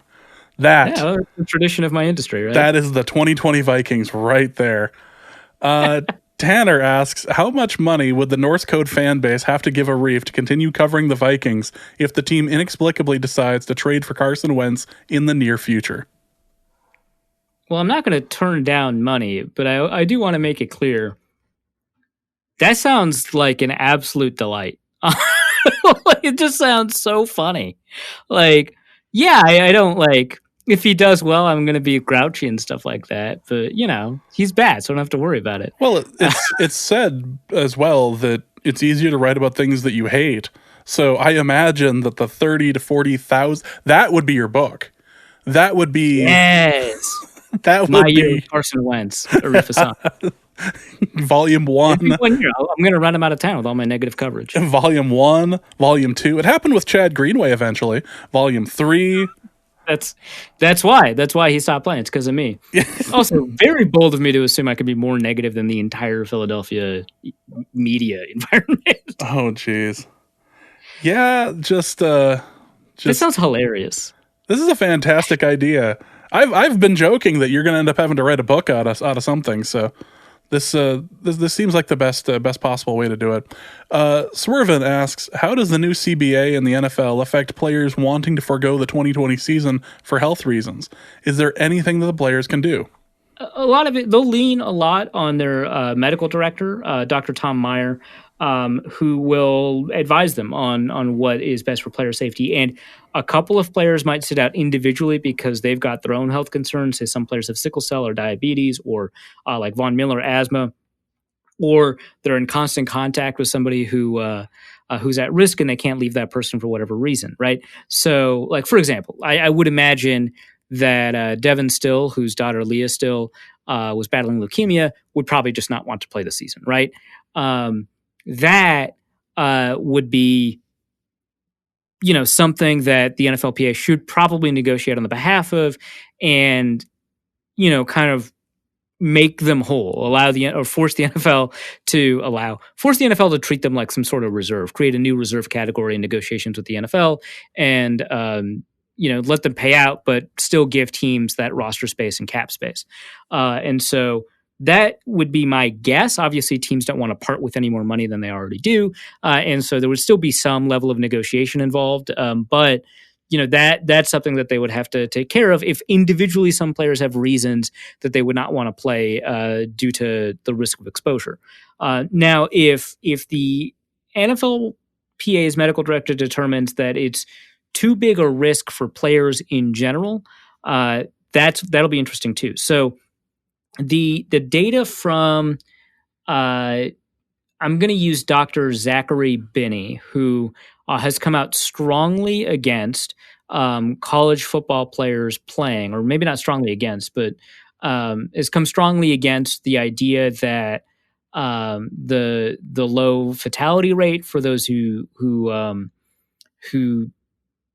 catch the virus, I should say, don't catch the disease, catch the virus, he's come out against the idea that would be why one would be okay with a college football season. He actually estimates a much lower death rate for that age group, 18 to 24, which obviously the NFL group is a little bit higher. He estimates a lower death rate than the doctor that says 3 to 7 FBS players will die due to the virus in 2020. They assume a 0.1% infection fatality. He thinks the CDC data so far suggests 0.03%. He thinks that's still probably too high. He actually had an excellent podcast where he talked about how it's probably going to be dependent on the individual values of the individual organizations. Now, they have to earn money, right, for their families, so that's a risk that they want to go into assuming that they know all the risks, right? And so that is going to be a conversation among all the individual players and whether or not the individual players consider themselves to be at high risk and so on and so forth. We also don't have a bunch of data about the specific body types of the NFL players. So, for example, we just assume that athletes are like healthy and don't have underlying conditions, but that's not the case. We know, for example, about athletes that have sickle cell, athletes that have diabetes, athletes that have asthma, again, like Von Miller. But also, I don't know that we've got a ton of data on people who are physically capable, right? But are like, say, 320 pounds and have to pump more oxygen throughout their system in order to get, oxygen to all of their various muscle groups. Maybe their heart has to work a little bit harder. Maybe they have to take in more oxygen. Maybe COVID affects them more. I don't know, right? That's just, I'm not a doctor, right? But it could affect that group differently. So, he says 0.03%. Do not use this tweet to justify college football in the fall or current summer workouts. Even if no players die, anyone infected could spread it to an older coach or a relative or have long-term career or life-altering non-fatal outcomes. And he, in his piece of the Toledo Star, indicated that even people who are asymptomatic may potentially develop long-term conditions that affects lung function or organ function, despite not showing symptoms or showing very few symptoms. So that is a significant concern. And the difference between 0.1% and 0.01% for the college group, which is a little bit less at risk than the NFL group, that is enormous, right? That increases the magnitude tenfold. And so if it turns out that because of the peculiarities of the NFL, because players' bodies are damaged all the time, it makes it harder for them to fight a virus versus an athlete that in a non-contact sport, for example, maybe the risk of complication is a little bit higher, and that could have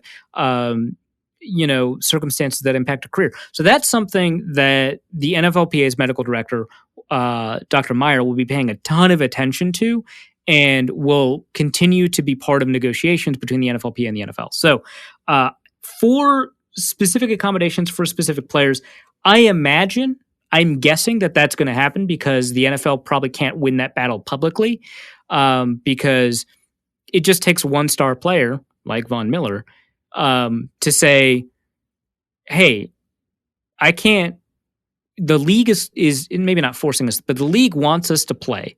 And it is impossible for me to be healthy and play. I've signed up for the risks of football ever since I was a kid. Those risks have changed. And now I have to take care of my family, and the NFL won't let me do that, right? It's difficult for the NFL to win that battle. So I would imagine that they would create some kind of new reserve category for this sort of thing. But it is entirely possible that it's the NFLPA that puts the kibosh on the season, just because maybe new data about the kind of risks associated specifically with an NFL player are different than the risks associated with people in their age cohort. So a lot is going to go into this. I don't know, because these players will also have to give up. And if the NFLPA puts the kibosh on it, I mean, are the players just not going to get paid that season? Are we going to expand rosters next season? Are the players that only earned minimum salary and on a 1-year contract, we'll assume that contract rolls over, but now they've got less likelihood of making the team because the roster size at the end of the year is still going to be 53, even if camp rosters are 110. And now you're competing with more people for the same spot. Now you're less likely to earn that income, or maybe, you're a rookie. You've never been able to make that much money. This $500,000 deal is the best you were going to get. You were probably going to get cut in camp. Now you never see that money, and now you don't know how to take care of your family. You're going to use that $500,000 for the next 6 years or something like that to be able to take care of your family.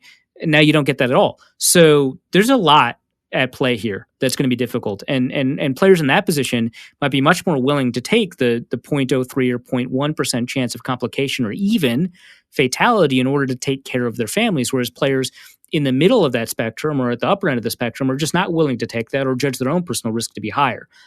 There's so much here. And again, I'm not a doctor. I'm going to link people in the show notes to a podcast about opening up, I want to say, the basketball season that I listened to that Benny was on. He tweets about NFL injury and stuff like that, but his day trade is epidemiology. And he's kind of a really remarkable voice to have specifically on the subject. Well, I hope you enjoyed that, 8 minutes, 9 minutes of hypotheticals that we're all staring down the gun at. Like, all staring down the barrel of the gun as far as this fall is concerned. And we want football to come back. We do, but this is interesting. This is going to be very difficult, and there does not appear to be very many adults in the room as far as making decisions are concerned, or at least having them match up with other states and all of that, which isn't necessarily a political statement. It's just there's no book on this, on how they open it up, and no sport is fully getting it right, except for possibly the UFC, who's going to a friggin' island. And just gonna have everyone and have everyone just live there for the entirety of the time they're in camp and doing everything else. So, good for them. Let's go a little bit lighter on the conversation here. Herky Alert asks, when cooking brats, do you boil them first or just put them on the grill? So there are a lot of people that are really, really object to this idea that you boil brats before you put them on the grill. And honestly, I think the best solution is to cook them at a low heat for a while and then move them to a high heat area in order to get the brats fully cooked and then seared. But, I wouldn't boil them, but I'd be comfortable because you still like kind of leach out, but some of the flavor, I think the concerns about flavor leaching out are overdone because that protective casing is protective. But I would simmer them in beer or some other liquid that complements the flavor, maybe even chicken stock, simmer them in a small amount so that it doesn't really leach out, and it might even bring flavor in. But there's not enough liquid that osmotic pressure is going to be a big problem, and cook them beforehand. But honestly, that's too many steps. If I'm grilling, I would love for everything to be able to get done on the grill, which you can still simmer things on a grill with like an aluminum foil pan, and maybe that's what you do. But I just have them on a low heat area for a while until they get to temp, and then move them to a high heat area to get the sear, and then that it brings in additional smokiness that you wouldn't get as much with the boiling beforehand. But the problem with not boiling them beforehand and just moving them directly onto a high heat area is that in order to get the brats up to temp, they explode a little bit, and then you get flare-ups and flames. And some people that taste good, some people that doesn't. But I don't want to lose fat to the grill because I think that's one of the things that makes brats taste good. I end up, as you can imagine, I do a fair amount of smoking of meats, and when it comes to brats, I end up smoking them at kind of a lower temperature and doing kind of what you had said, which was just, you get them up to the temperature you want, and then toss them in the hot part of the grill for a couple of minutes, and that'll give you the nice sear that you want. Then you can call it good. Which isn't to say that you couldn't just take them off the smoker immediately and eat them. I just want a little bit of char. I just want a little bit of a blistered skin on it. So. Yeah, it's I have a slightly similar thing, but because I end up going the route of smoking it with my stick burner smoker, that's just that would be the method I would end up using. Ron from Ohio, not Don. Ron from Ohio asks, if Arif and James had quarantined together for an NFL season and live in Don from Ohio's new house with him for the duration, who would end up doing the cooking? I had suggested that because the two of you are on keto, that I would probably be out on that, because if I started cooking, the two of you would just start cheating on your diets. Well, so I did keto for a while. It is too much work. I have since gained weight. So clearly keto works, but I don't. There you go. That's the name of your second book. Keto works, but I don't. That's not bad, actually. But it's, especially in quarantine, it's just too much. I mean, it's just so much easier to like bake bread and make pasta and stuff like that. So that's what I've been doing. I think I should cook, and I can cook keto, so no worries to Don. And I think I'm a great cook. I think the only person I would rather cook that's in kind of this podcast sphere would be Dusty, who is alive, we promise. He just moved into a house. He was on Facebook talking about how hiring movers was a fantastic decision. So we did not kill him. He is still alive, for the record. Do you think they bought that? He would be the cook, but if he's not in this situation, I super trust my own cooking skills. Yeah. I think going for 16, 17, I think it would be fun for a week. I don't think, or like a weekend, like but I cannot imagine doing that for 17 weeks. Yeah. Between the fact that likely we wouldn't have any of our significant others there or something, like, no, that would just be weird. Plus the fact that none of us would have access to our respective works. Although apparently I'm working from home, so I mean I can work from home wherever, in a manner of speaking. And you're pretty remote, other than going. Right. So Don is the one that has the job he has to show up to, and in the light clothing. So yeah, we'll see. Follow-up question from Delta BC Dad. The quarantine lasts long enough that you run out of meat, so you have to resort to vegetarianism. Or do you? Who is the first person to contribute their flesh, and is it voluntary? I mean, I don't have a problem with vegetarianism and being forced into it. But if that's the case, it's probably whoever loses the fight, and that's probably me. Are Are we back to the discussion about the island where Dusty and I team up on you and I have deceptive dad strength? Yeah, that's where we are, right? So, and I think that your incentive for human meat, because you know how good it is higher than ours, where we're more Really? likely to be held back by the taboos of society. You've already broken that firewall. Right? I have not broken that firewall. I just have a stepson who has. It's a completely different thing. Well, It's you're not closer to it, so it's easier for you.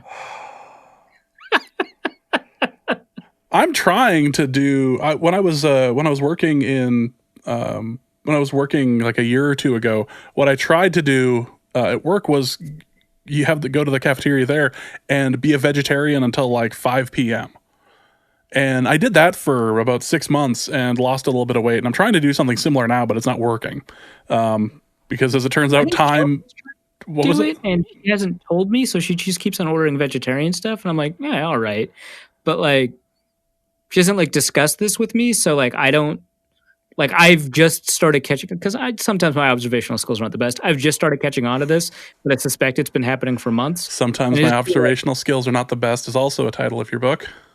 Yeah, well, that's not a bad title for a book. And so I feel like I could probably have helped out. I don't know. This is like it was weird, but I think Chelsea's trying to do that. The first time I tried to go vegetarian, I lasted like 2 days. But I was in college and I was super impulsive in a way that I'm probably not now. I don't know. Like, as the sentence completes, you're like, no, I actually don't know if that's accurate or not. I've got trust in myself in terms of comparing myself to my college self, at least. That dude was a moron. Oh, God. Yeah, the college James is not the same as ridiculously domesticated James in his mid to late 30s. No. Is this going to be the sort of thing that like she's like dipping her toe into and like, yeah, maybe this is going to end up working, and then later you turn into Jules from Pulp Fiction where he's like, yeah, my wife's a vegetarian, so therefore I'm a vegetarian. I was dating a vegetarian for a while, and suddenly I started eating a lot more vegetarian, but then I would like probably passive aggressively antagonize her by ordering like the meatiest dish at a restaurant or something like that. That's when you know that your relationship is going really well, when you're ordering food in a restaurant in a passive aggressive way, like just to dig at them in some way. And she like never tried to get me to be she would say, hey, it's probably better to be a vegetarian and stuff like that. But she wouldn't say like, you should be a vegetarian. And so I was just being petty for no reason, honestly, which that's good. Petty for no reason is also a good name for a book. Yeah. Better than the other one. We're making a list tonight. Don from Ohio says, I plan on proposing to my girlfriend right when we get the keys to the new house. What shouldn't I say to her when I propose? I said, I don't know. Have you ever proposed to someone? Because I've done it 3 times. Well, I've not proposed to anyone, but let's draw on your wealth of experience. Yes, let's go and look at James's clear track record of success.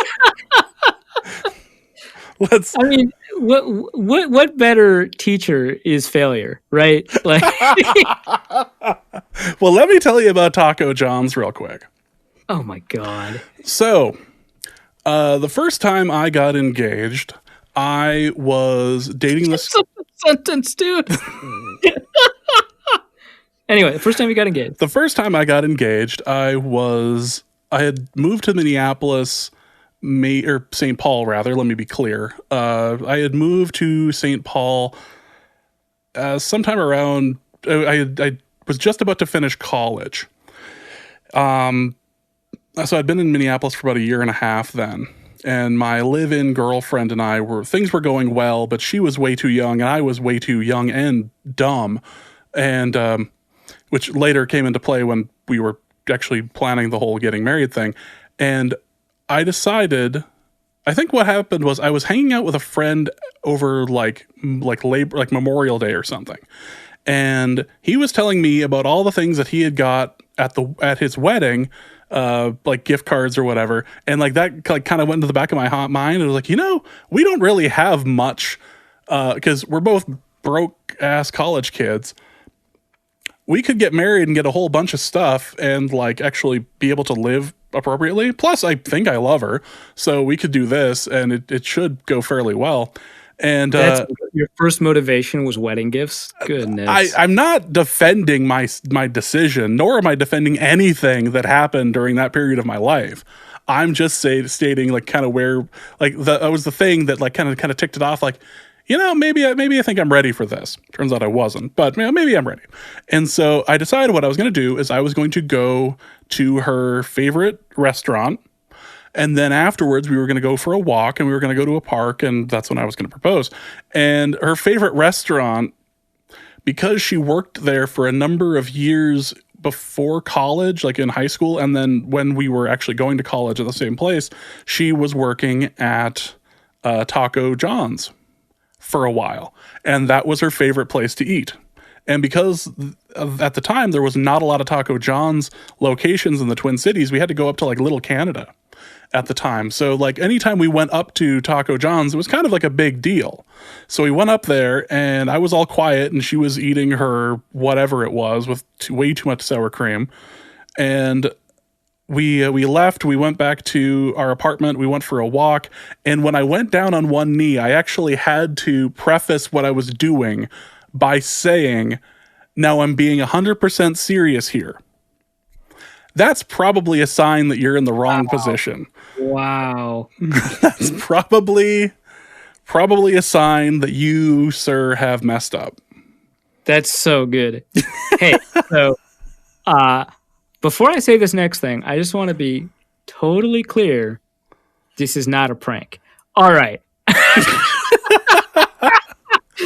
Well, I'm a sarcastic person. I've been known to mess with people, and it's not like I'd been going around like hanging around her and like dropping to one knee or something. I dropped to one knee and like look up at her and then just start like doing up my laces or something. I wasn't doing that, so it's not like I was like that would be ruthless. No, you deserve the knee to the head at that point, and there's no court that should convict her at that point. But no, so don't do that. Don't take her to Taco John's first, and then and I know how much this place means to you. It came from a good place. It came from a. This is literally a Simpsons episode. I mean, Homer proposed to Marge with an onion ring. Yeah. And it was still burning her finger when it went on. Yeah. No, this came from a legitimate place where I thought I was doing the right thing, where I was being nice and doing something she really wanted. And later was telling people about how about the engage, like, oh, where did you get engaged? Well, he took me to my favorite restaurant, and just leaves out the fact that it was Taco John's. Well, I mean, that's I mean, at least that doesn't indicate resentment in the moment. I don't know. Like the answer to this question is obviously dependent on like the nature of your relationship, right? Because like the first thing I thought of was you probably shouldn't say stuff like, "Well, we probably can't screw this up," eh? But if that's the way your relationship goes, that might be a fun thing to say. I don't know. You guys have an RV together. You have a level of comfortable that you're fine. Like, this is not something you need to worry about. Yeah, you'll be good. Congrats, man. Yeah. Also, Don from Ohio asks, our first major purchases for the new house will be two things, a hot tub and a lawnmower. Should we go with the inflatable hot tub or a plug-and-play hot tub?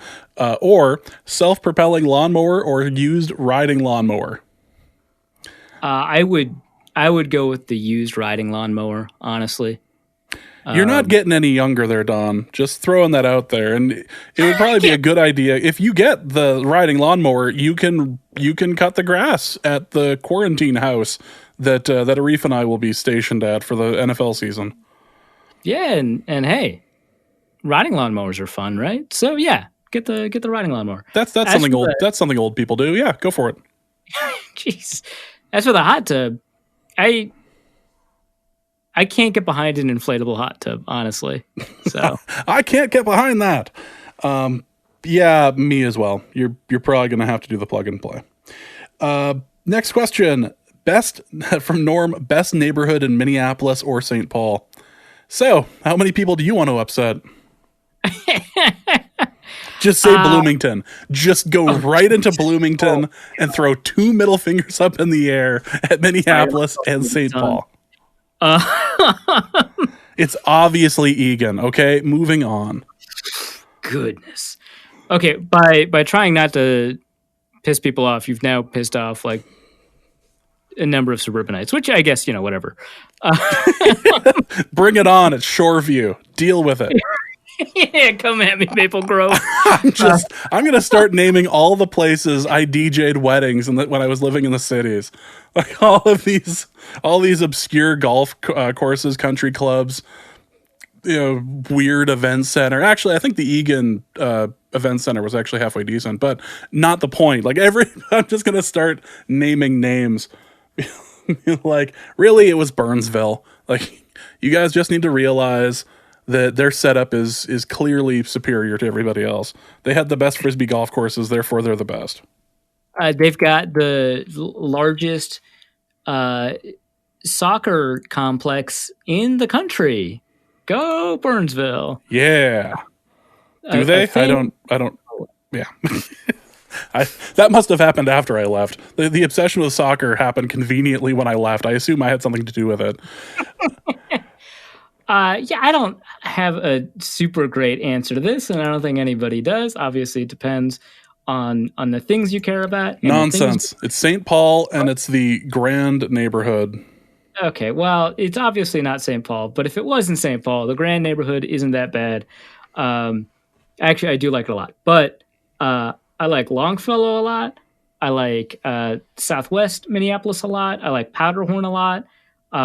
Those 3 neighborhoods are probably my favorite. I just moved out of, which, I mean, those are like large groups of like sub neighborhoods, but like Tangletown and Southwest I like a lot. Lindale, Powderhorn I like a lot. The Wedge area where I lived. So that's probably one reason I like it a lot. But yeah, honestly, just South Minneapolis in general, I just absolutely adore. Well, that's the difference between you and I, because I was very much a St. Paul person, and I'm willing to bet that you're very much a Minneapolis person. And these two are... I'm absolutely a Minneapolis person. I love driving through St. Paul, and every time I drive through St. Paul, I'm just like, I wouldn't mind living here. And then I think about it for like another 10 minutes, and I'm like, yeah, I would absolutely mind. Oh my God. But people always point to the whole, there's nothing going on in downtown St. Paul, and be like, yeah, that's a good thing. Keeps the riffraff out.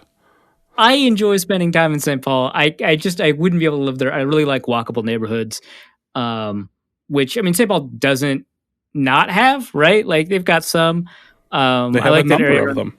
Yeah, I like the area around the Finnish Bistro a lot, honestly. I don't know what the name of that neighborhood is, but you just keep driving down, I think, Como to get to it. And that's cool. And that's by the St. Paul campus for the University of Minnesota.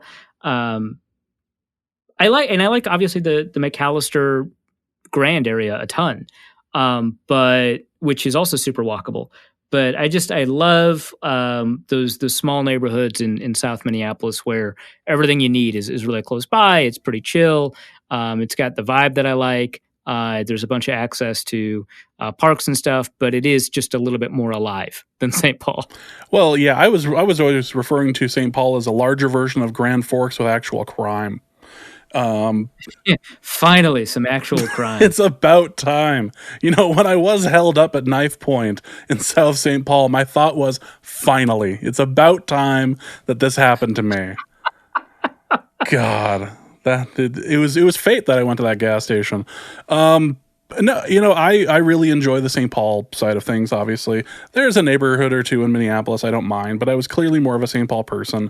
The St. Paul Como area in particular was my favorite place in the entirety of the Twin Cities area, over by not necessarily over by the Como Zoo, but like that general area. I was over at Como and I want to say Hamlin, and that was kind of my base of operations. And that was a really gorgeous area, a couple of very big parks, and really, really nice. And if I was still living there, I would be riding through my bike through that all the time now because it was so much fun to go through and all the hills and everything. I also really like the Highland area of St. Paul. Merriam Park was nice, but too many snooty college students for my liking. Take that as you will. And then, I mean, whatever. I lived there briefly, and it was an interesting experience to walk around through. And I really liked the Grand area and Summit areas of St. Paul. So there's a few other places I really liked, but the Como area of St. Paul is my favorite neighborhood in the entire Twin Cities. But that's just me. Duke's Code asks, "How is NDSU going to cheat this year?" By playing in the FCS. Next question. Kyle Slaby asks, CBS has won a bidding war for Norse Code. Do you take the money and end your hosting of the show, thus acknowledging your grift and leaving CBS with the name rights to a generic Vikings podcast, or do you stay on to host now with more corporate shilling beyond Arif's BS? Yeah, I definitely take the John Krasinski route and yeet myself out of there, take the money and run. That's what you do. I have no problem with selling out. I will be just fine. Yeah, well, both are versions of selling out. The difference is I don't have to sell out on a microphone. I'll let somebody else do that. You don't want the physical evidence of the selling out. You just want the money. Okay. Yeah, and that's fine. I wonder if that. So I think in order for this to work out, that contract would have to stipulate that I don't recreate the podcast with another name and just keep doing it.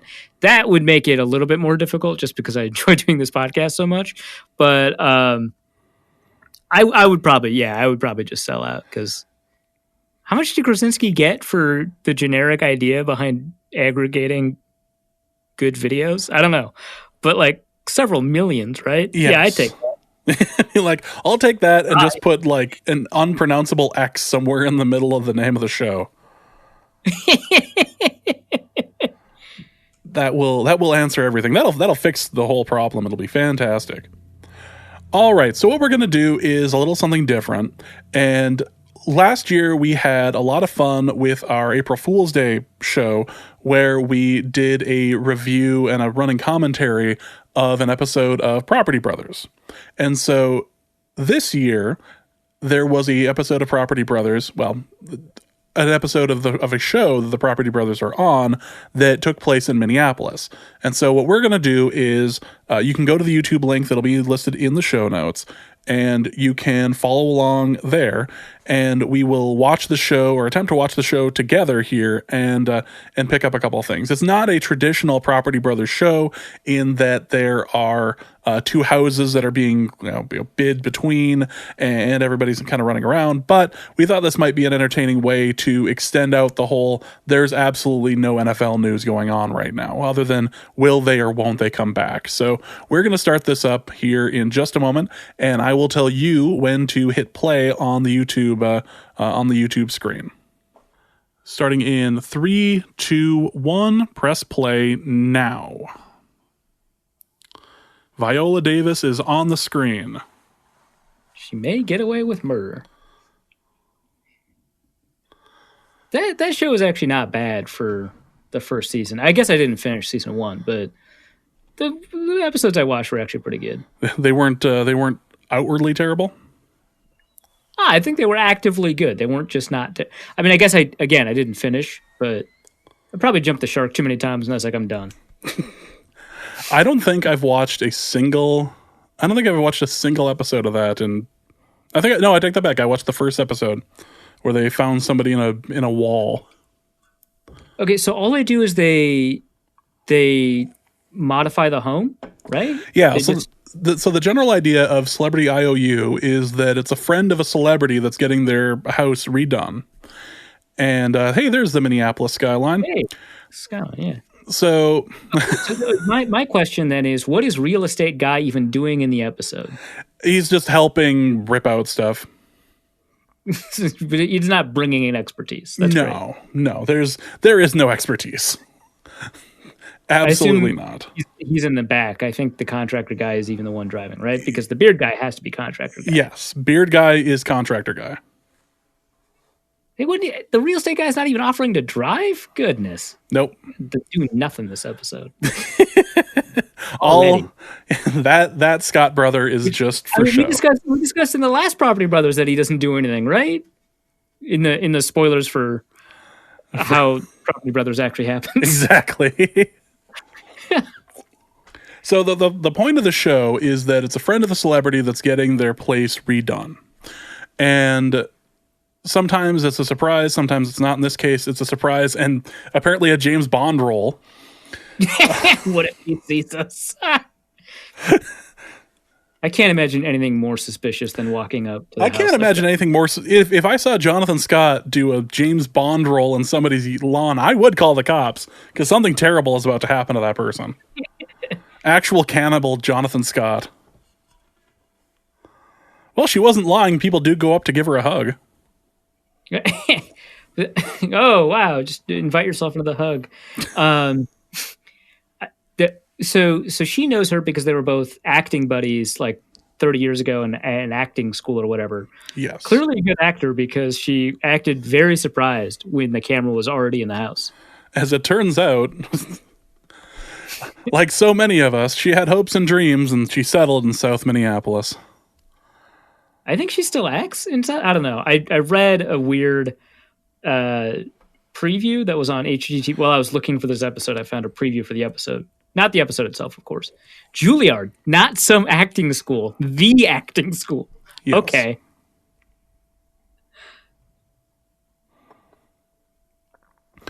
The other problem with Celebrity IOU is that these sections with the confessionals take a lot longer than the other show, where they're really trying to focus on like, hey, these are the things that happened, and after she graduated, she did this. In the other show, the houses are also essentially characters, right? Yes. But in this one, they really want to focus on the celebrity and their friendship. Yes. And the friend, I suppose. And the Scott brothers, apparently, because they're doing James Bond roles in the front yard. She's blaming her kids for not having an acting career. Rip. Oh, I hope to see this episode. It's the Minneapolis, Minnesota Lutheran, ordering the meatiest thing on the menu to piss off your girlfriend subtly thing. That's all it is. The passive aggressivism that knows no bounds. She was on her path to go to LA and stardom. I had kids. Oh wow, okay, that's pretty awful.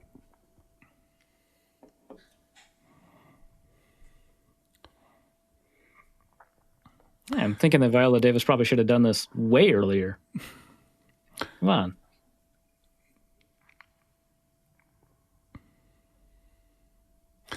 Yeah, so again, it keeps, not that her story isn't something that should be told, it takes a lot of the episode. When all you want to see is Viola Davis hit something with a sledgehammer. Unlike Michael Bublé, who apparently knocked himself out or something. I wasn't able to find the clip, but apparently on Michael Bublé's episode, he managed to do something so hard during the renovation portion that he needed to have an MRI. Yeah. Well, I didn't find the clip either, and I read 2 summaries of it to see if he'd actually hit himself, but they were just like, yeah, it was a sledgehammer incident. There was a bump. He had to get it checked out. So I assume he hit himself, but they don't. I have a differing theory. I think that it was a renegade listener of music who just lost it at the whole Muzak thing and was like, no more. It's time. We need to end this. The time has come for a change. I have to take out Michael Bublé. For the good of America, I must do this. Jodie Foster needs me to do this. That's a quaint little Minneapolis home. Family connection.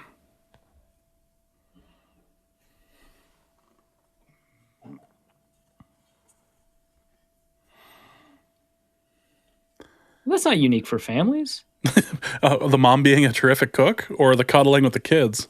The cuddling with the kids. Oh, and I guess being a good cook isn't like that unique either. But yeah, I mean, families cuddle, right? I'm not weird. That's like normal. There's a lot of stuff in this house. She says instrumental as there's a literal instrument behind her.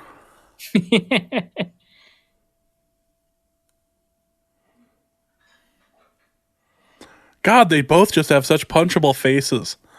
I'm continually struck by how punchable both of their faces are. Well, also the kind of people who say there are two kinds of people in the world are extremely punchable. So they're just really building it. Oh no, are they going to open concept up the house? They are so going to open concept up this thing. We're going to get a bar over here. We're going to open concept it. We're going to destroy the basement. But it was one room.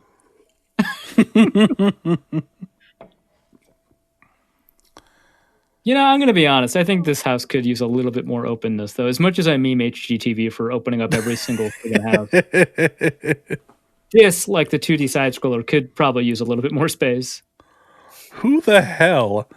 I just got a notice on my phone that Arif Hassan CFL is now an account, and he follows me on Twitter. Oh, okay. Well, I didn't make this one.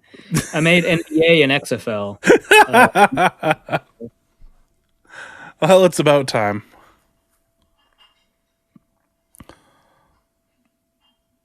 Like most Minneapolis residents, we are all done at about -25 to -40.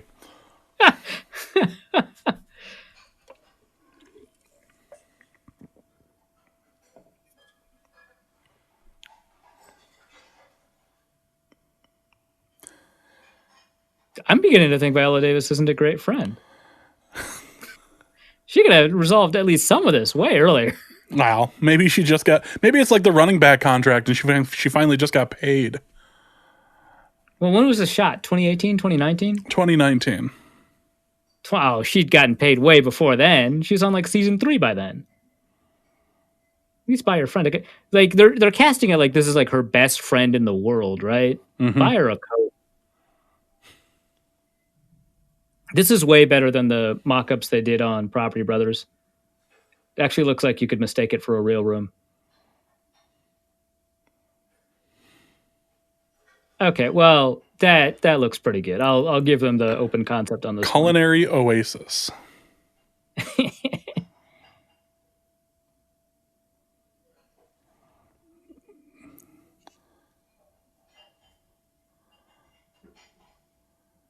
Oh, hey, she's doing the crazy eyes thing. The Dan Davis look. Incredible. That's how you be lovable. That is how you become lovable. I'm actually going to be giving that look to my spouse here after I get done with the show and see how long it takes for me to get slapped. Yeah, an expression of love. Yeah, a love slap. Yes, that's how that works. Love, baby. An all-new episode. Michael Bublé's episode is being advertised on this video. Well, this is the whole reason why anybody tunes into this show is to watch the celebrity break stuff with their with a sledgehammer. So let's get to it. Let's not even take the stuff off the walls. Let's just do it.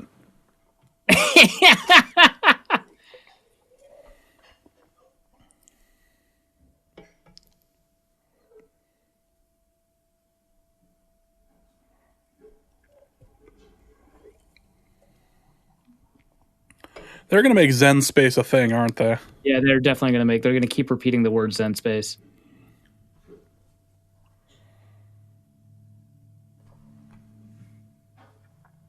I didn't recognize any of those landmarks. Well, except for like the obvious ones. But... Well, yes. She loves green. Well, here's the payoff. Hey!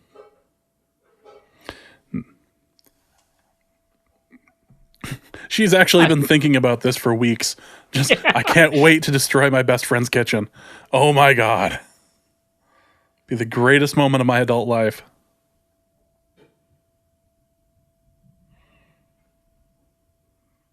A lot of strategic edits to demonstrate that she's a badass, huh? Well, it is all PR, I guess. I mean, the amount of editing I do in the show to make you sound... Sorry. Good way to get away with first to hide a body in the wall. You got to watch the first episode of the show that we talked about. You know, the one that I'm on? Yeah.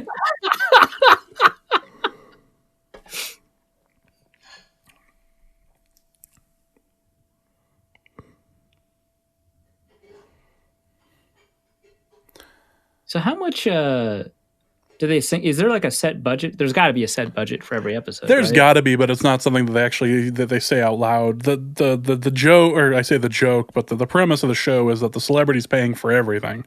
So in theory, they're great to get great production value out of a show like this. That's a good idea for HGTV. They don't even have to pay for the contracting. That's great.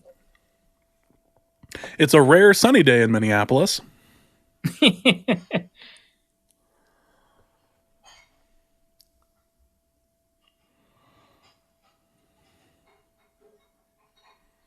wonder how long they had to wait for that sunny day. Because you can just edit it like it's one day, right? Well, yes.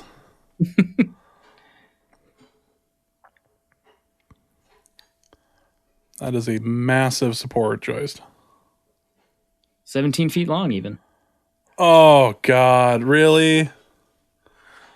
I hate when the word literally is used incorrectly. And apparently this Minnesotan crew are literally Vikings. Really? They're Vikings. I don't know. Like, what's wrong?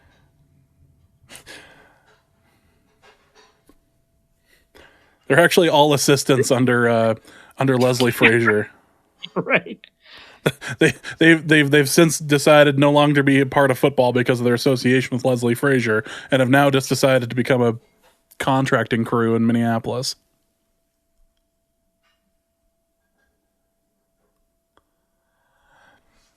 Subplot B. We need to make sure the basement can hold whatever the hell we're doing. A critical element of the last Property Brothers episode we watched. Oh, God. So it turns out everything in the house is terrible and may have been infested with ghosts. We don't know if your $1.5 million budget is going to be able to handle this hit. Oh, okay. It's not working. Fantastic. There's a lot of potential double entendres here I'm just not touching. Well, what's wrong with only being 9 inches out? All right. Just keeping that quiet for a reason. Just moving on. Oh, hey, I recognize that area. Man, they do a lot of smash cuts of random parts of the cities. That's the spot. I assume it's, you'd say like, oh, it's just like from like B-roll of something, but yeah. You don't need to insult our home, guys. Jeez. Yeah, we're transforming Michelle's just ugly, godforsaken home into something livable. First, we're having a satanic altar installed in here, but then...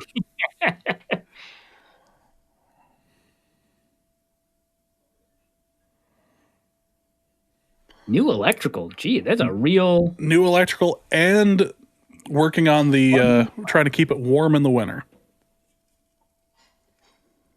It's like, so a lot of these renovation shows are just like not very functional. This is extremely functional. I'll give them that.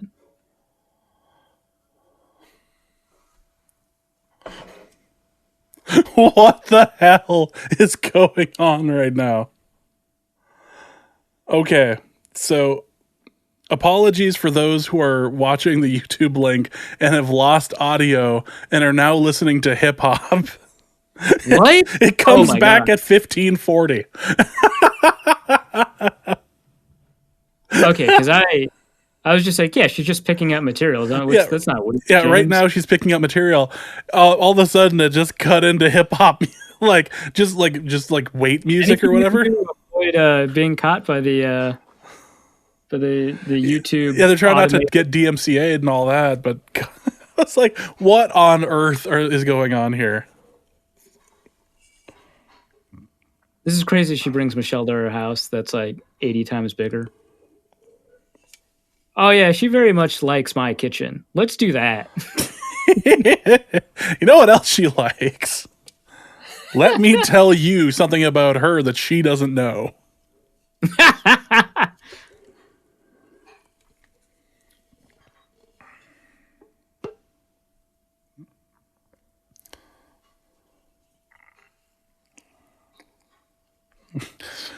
Yeah, she's working on that scary thing. As it turns out, it's not terribly difficult to intimidate one of the Scott brothers. I'm not even saying which one it is at this point. I'm not differentiating. As far as I'm concerned, they're the same person. It's just shot in that way where there's two people that are the same person in the same shot.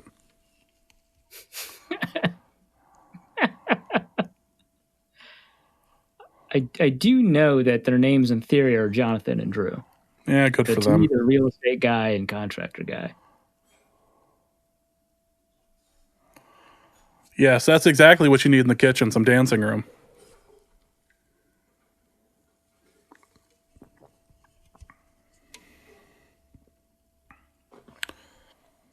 Okay, I am at 1735 on the YouTube video. And they are about to do something silly to the ceiling. They're cranking.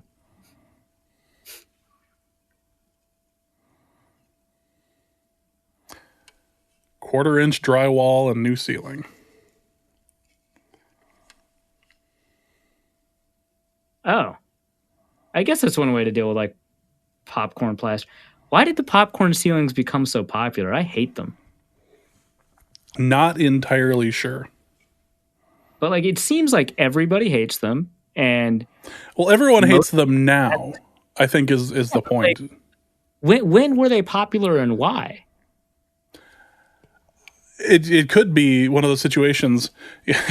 If my uncle was much more like cognitively functional, I would ask him, because he was a contractor during the time when this probably was built.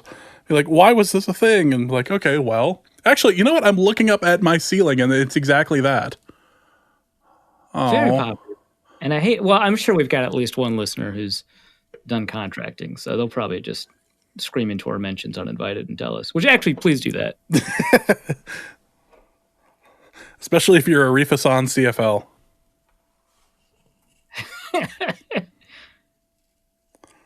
Skyline and nothing but, yeah. Actually, I think that one was the view from 35W past 494 going north. And then Stone Arch.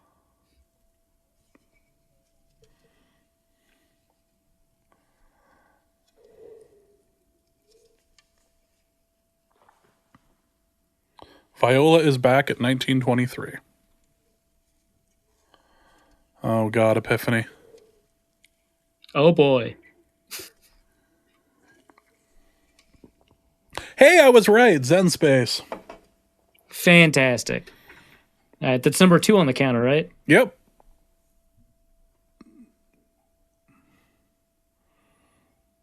Three. Quick. Let's take this mattress out of here that nobody thought to move. I mean, a lot of the show is like the illusion of work, right? Like they show you as much work as we keep on just book titles just are rolling off of your tongue tonight, huh?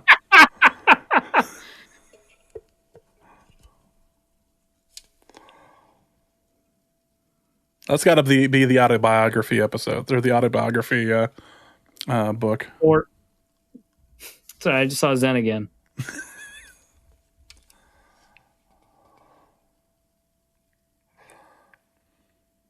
They just said the record player that that she has is like important to her. Like it came from a college professor. Why are you getting her a new one? I hope they like just throw out the other one without consulting her. A good record player is hard to find, especially if it's like if you're attached to it. The last 2 I've had were absolute crap.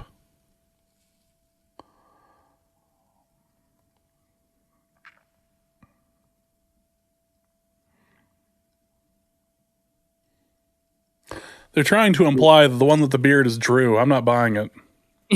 You can't fool me. No. That one's George. I've seen the Parent Trap. I know how this works.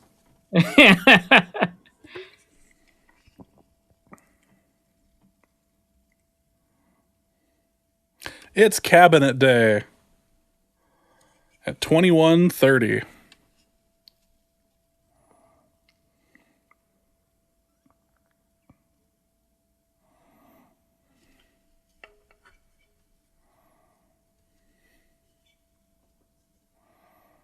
Wah, wah, wah, wah. Terrible. So they're closing up windows and adding new windows. Jeez, this is a huge reno. And they have a restricted time schedule of 5 weeks and 5 weeks only. I also figured out how another way that the YouTube link is avoiding getting DMCA'd. Zooming in occasional for like a second or two. Zooming in, cutting out the audio to add hip hop. Also, it is literally running faster than my episode. Really? When you mention things, I have to skip ahead. And so that's why my recording is 2 minutes ahead of the YouTube video, because yours is slightly fast. And I think that's another way it avoids getting caught out. It's very possible. That's hilarious. Well, it's because I'll skip ahead and I'm like, okay, we're at the same spot. And then you mention something that appears on my screen a couple seconds later. I'm like, oh, I got to skip ahead again. So very clearly it's running faster than mine. And I think that's a DMCA move. Wait. They're putting her record collection next to the fireplace. Yeah, I don't see anything wrong with that. They're putting... Why? Does analog media degrade next to heat? Why? Why would you do that? Well, they've got all this insulation. Don't worry about it. No, but no, that's not how any of this works. Just because you can put a record collection next to that, 900-degree pizza oven you've got over in the Italian restaurant doesn't mean you should. Like, why would you do that? It's okay. None of these records mean anything. It's it's physical media. Who needs that? It's merely cherished. Oh, the steel studs are going to be visible? Bold move.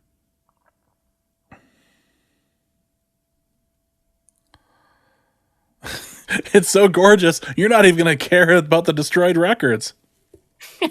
Melted wax. That's actually just going to add to the aesthetic. I mean, honestly, if you have records you don't care about, I bet. Those are the ones you have on the on the very closest to the fireplace, and then that's the way you sort the ones you care about. They're the buffer records. Exactly. Yeah. That's the one we got for free because the record store said they were just giving these away because nobody wanted them. So I've got some old big band ones, the ones I picked up from the Dakota Boys Rancher over here. Those are the religious ones, and that's the big band ones over here. Those are the... Don't judge me for my Pat Boone. It's helping protect the ones I love.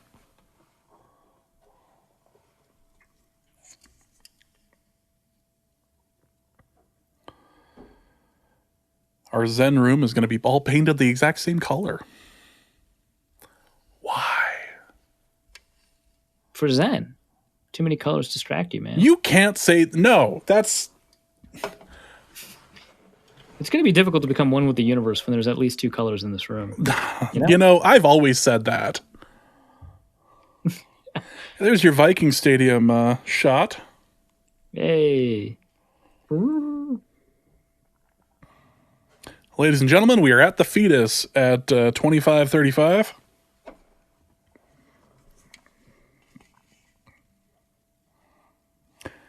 I do love... You get this wrong, but they were right to go to the electric fetus and pump it up. Yes.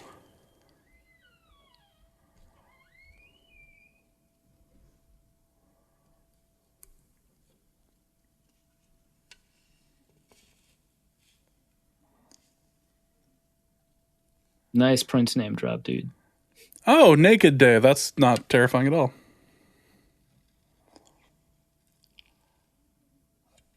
What? Me too. Can we?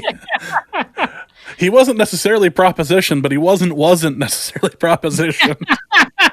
He looked so uncomfortable too. He's like, he's the least chill person at the Electric Fetus. The Fetus is renowned for having all these people who are like maybe 1 to 2 edibles in, and really.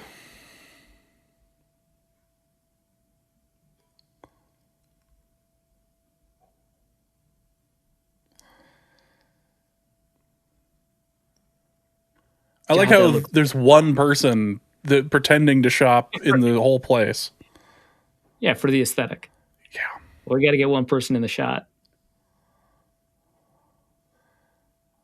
Yes.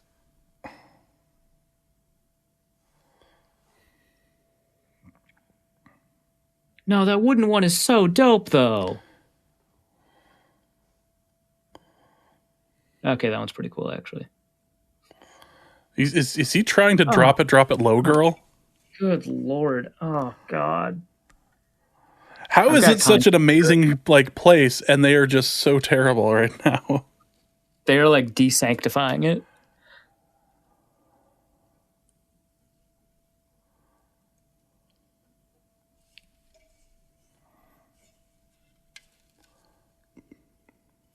Please tell me, do some record shopping. Do it. Pick up some of Doomtree's newest. They're not going to. They might have had fun going through and seeing all the green label for Minneapolis or for Minnesota artist. Nope. Not going to do it. They're not. My wife loved records. She would have loved being here. Anyway, bye. Goodbye, most unhip person who's ever worked at the Electric Fetus.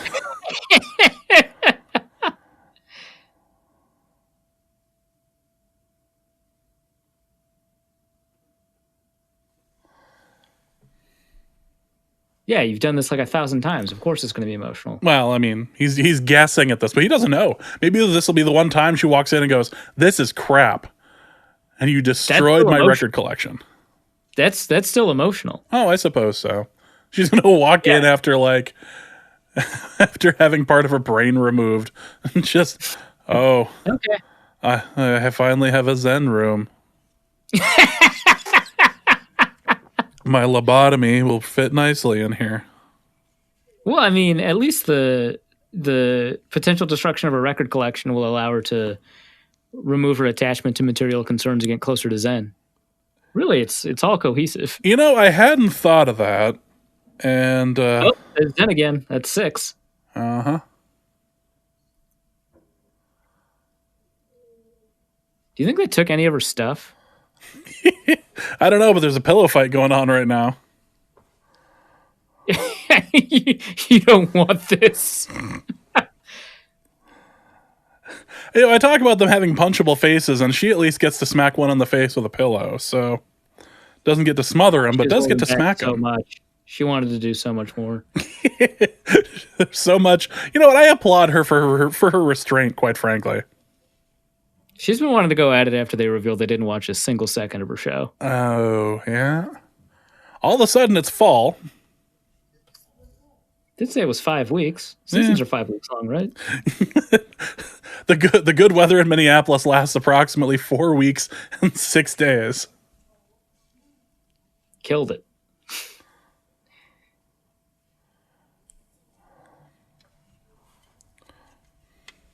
What if the family doesn't like it? Michelle loves it, but the family hates it. I think that's the best case scenario at this point. Because that leads to the resentment. That leads to the deep-seated, I told you I didn't want to do this. You see those crazy eyes she gave when she said she was going to do this? And that she wanted final say over everything? I hate her kitchen. Also, it's not chilly inside. Things are on fire line. Remember about that fireplace?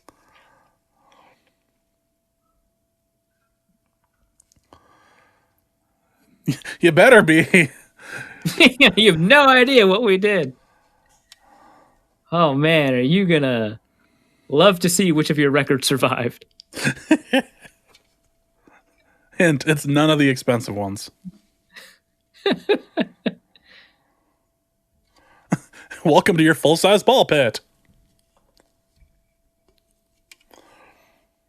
The white why don't you put something in those like white frames? Like I think that is the art. It's the art of nothing. Hey, we keep coming up with book names for you. God damn it. Look at that. Just excessive hugs. It's cute, James. Do you not experience emotions? Come on. No, because I have a Zen room.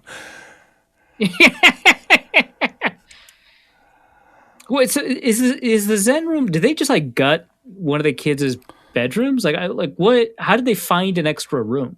I assume it was the guest room, and they're just not going to have guests stay there anymore.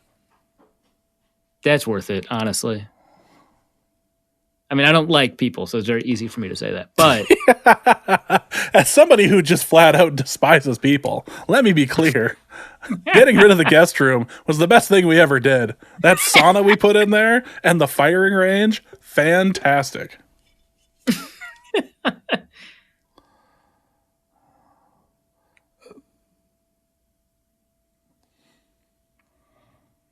Let's see how her reaction is to the record collection being next to the fireplace.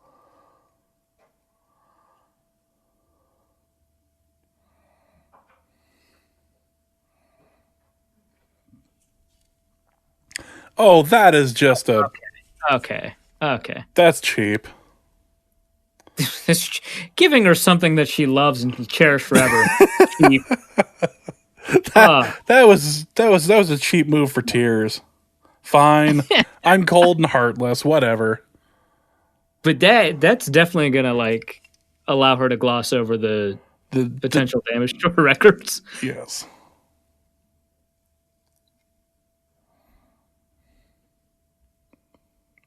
That is a nice kitchen, though. Admittedly, that's a nice kitchen.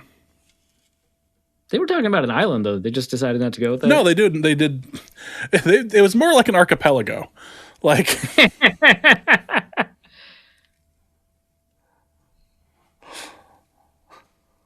It's an island in the sense that the Florida Keys are an island. I'll say this about drawbacks to the open design. For shows like this, if you're doing a room by room reveal, it's like very difficult to like surprise somebody about what's in the next room when you can just see it.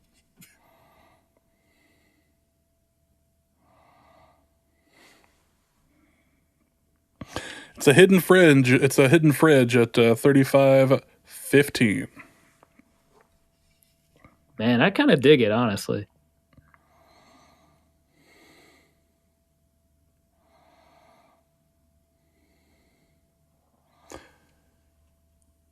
All right, the Zen room reveal. Hey.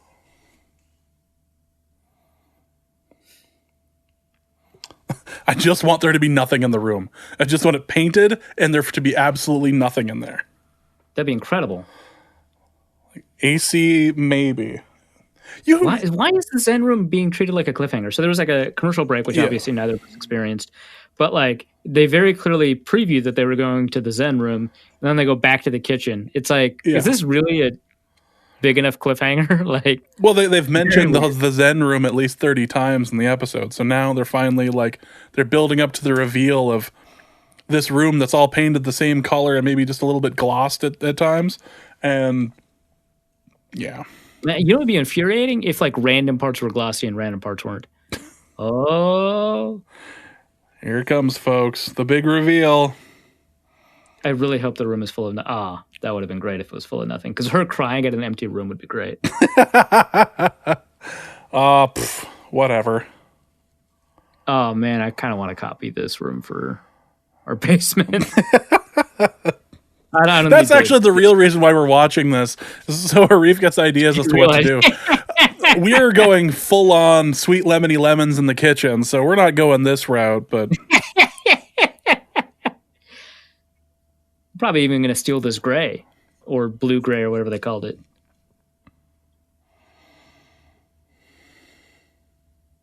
What kind of jump is that, dude? Did you see that? Yeah, that's who jumps like that? Yeah. You like it's almost like in a horror movie when one of the pictures is just slightly off and like that's your first clue. It's like The monarch from Venture Brothers didn't even jump like that.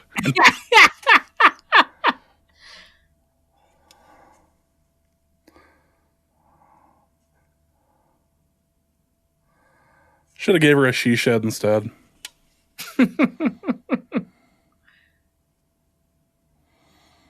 She's going to have like 6 locks on that damn thing. If they really, speaking as somebody with arguably too many kids, what you could have done is just made it so that it was also like sound insulated from everywhere else. So the kids can't like yell through the door. That's Zen again, so that's 7. Yeah. Yeah, I mean, if they're going to like be digging through walls and stuff, they might as well go the extra step and create sound insulation for this room. Plus, you could turn it into a podcast space then. There you go. On top of everyone's mind. Everyone has just about everyone has a podcast now, so yeah, might as well. The financial crash in 2009 led to everyone having blogs. 2020's COVID situation led to everyone having podcasts. Terrible time was had by all. It's gonna be kind of like in the history books. People will have to like remember that the pandemic occurred at the same time all the protests happened. Like that's something that's going to screw up future high school students. Well, it's in the same way that 1968 screws up high school students now if they teach 1968. They do not teach that. The history stops at like 1952. Oh, that's right. Nothing important ever happened after that. It was like Brown v. Board, and that's it. We're done. They were admitted to the school, and then nothing bad happened.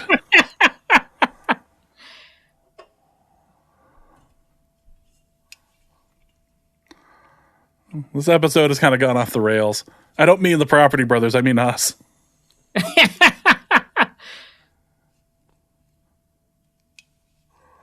It zoomed in on one of the brothers there for a little too long to avoid the DMCA thing. I was genuinely disturbed because it was like 5 to 6 seconds, and after 3 seconds, you're like, are we just going to spend the rest of the episode doing this?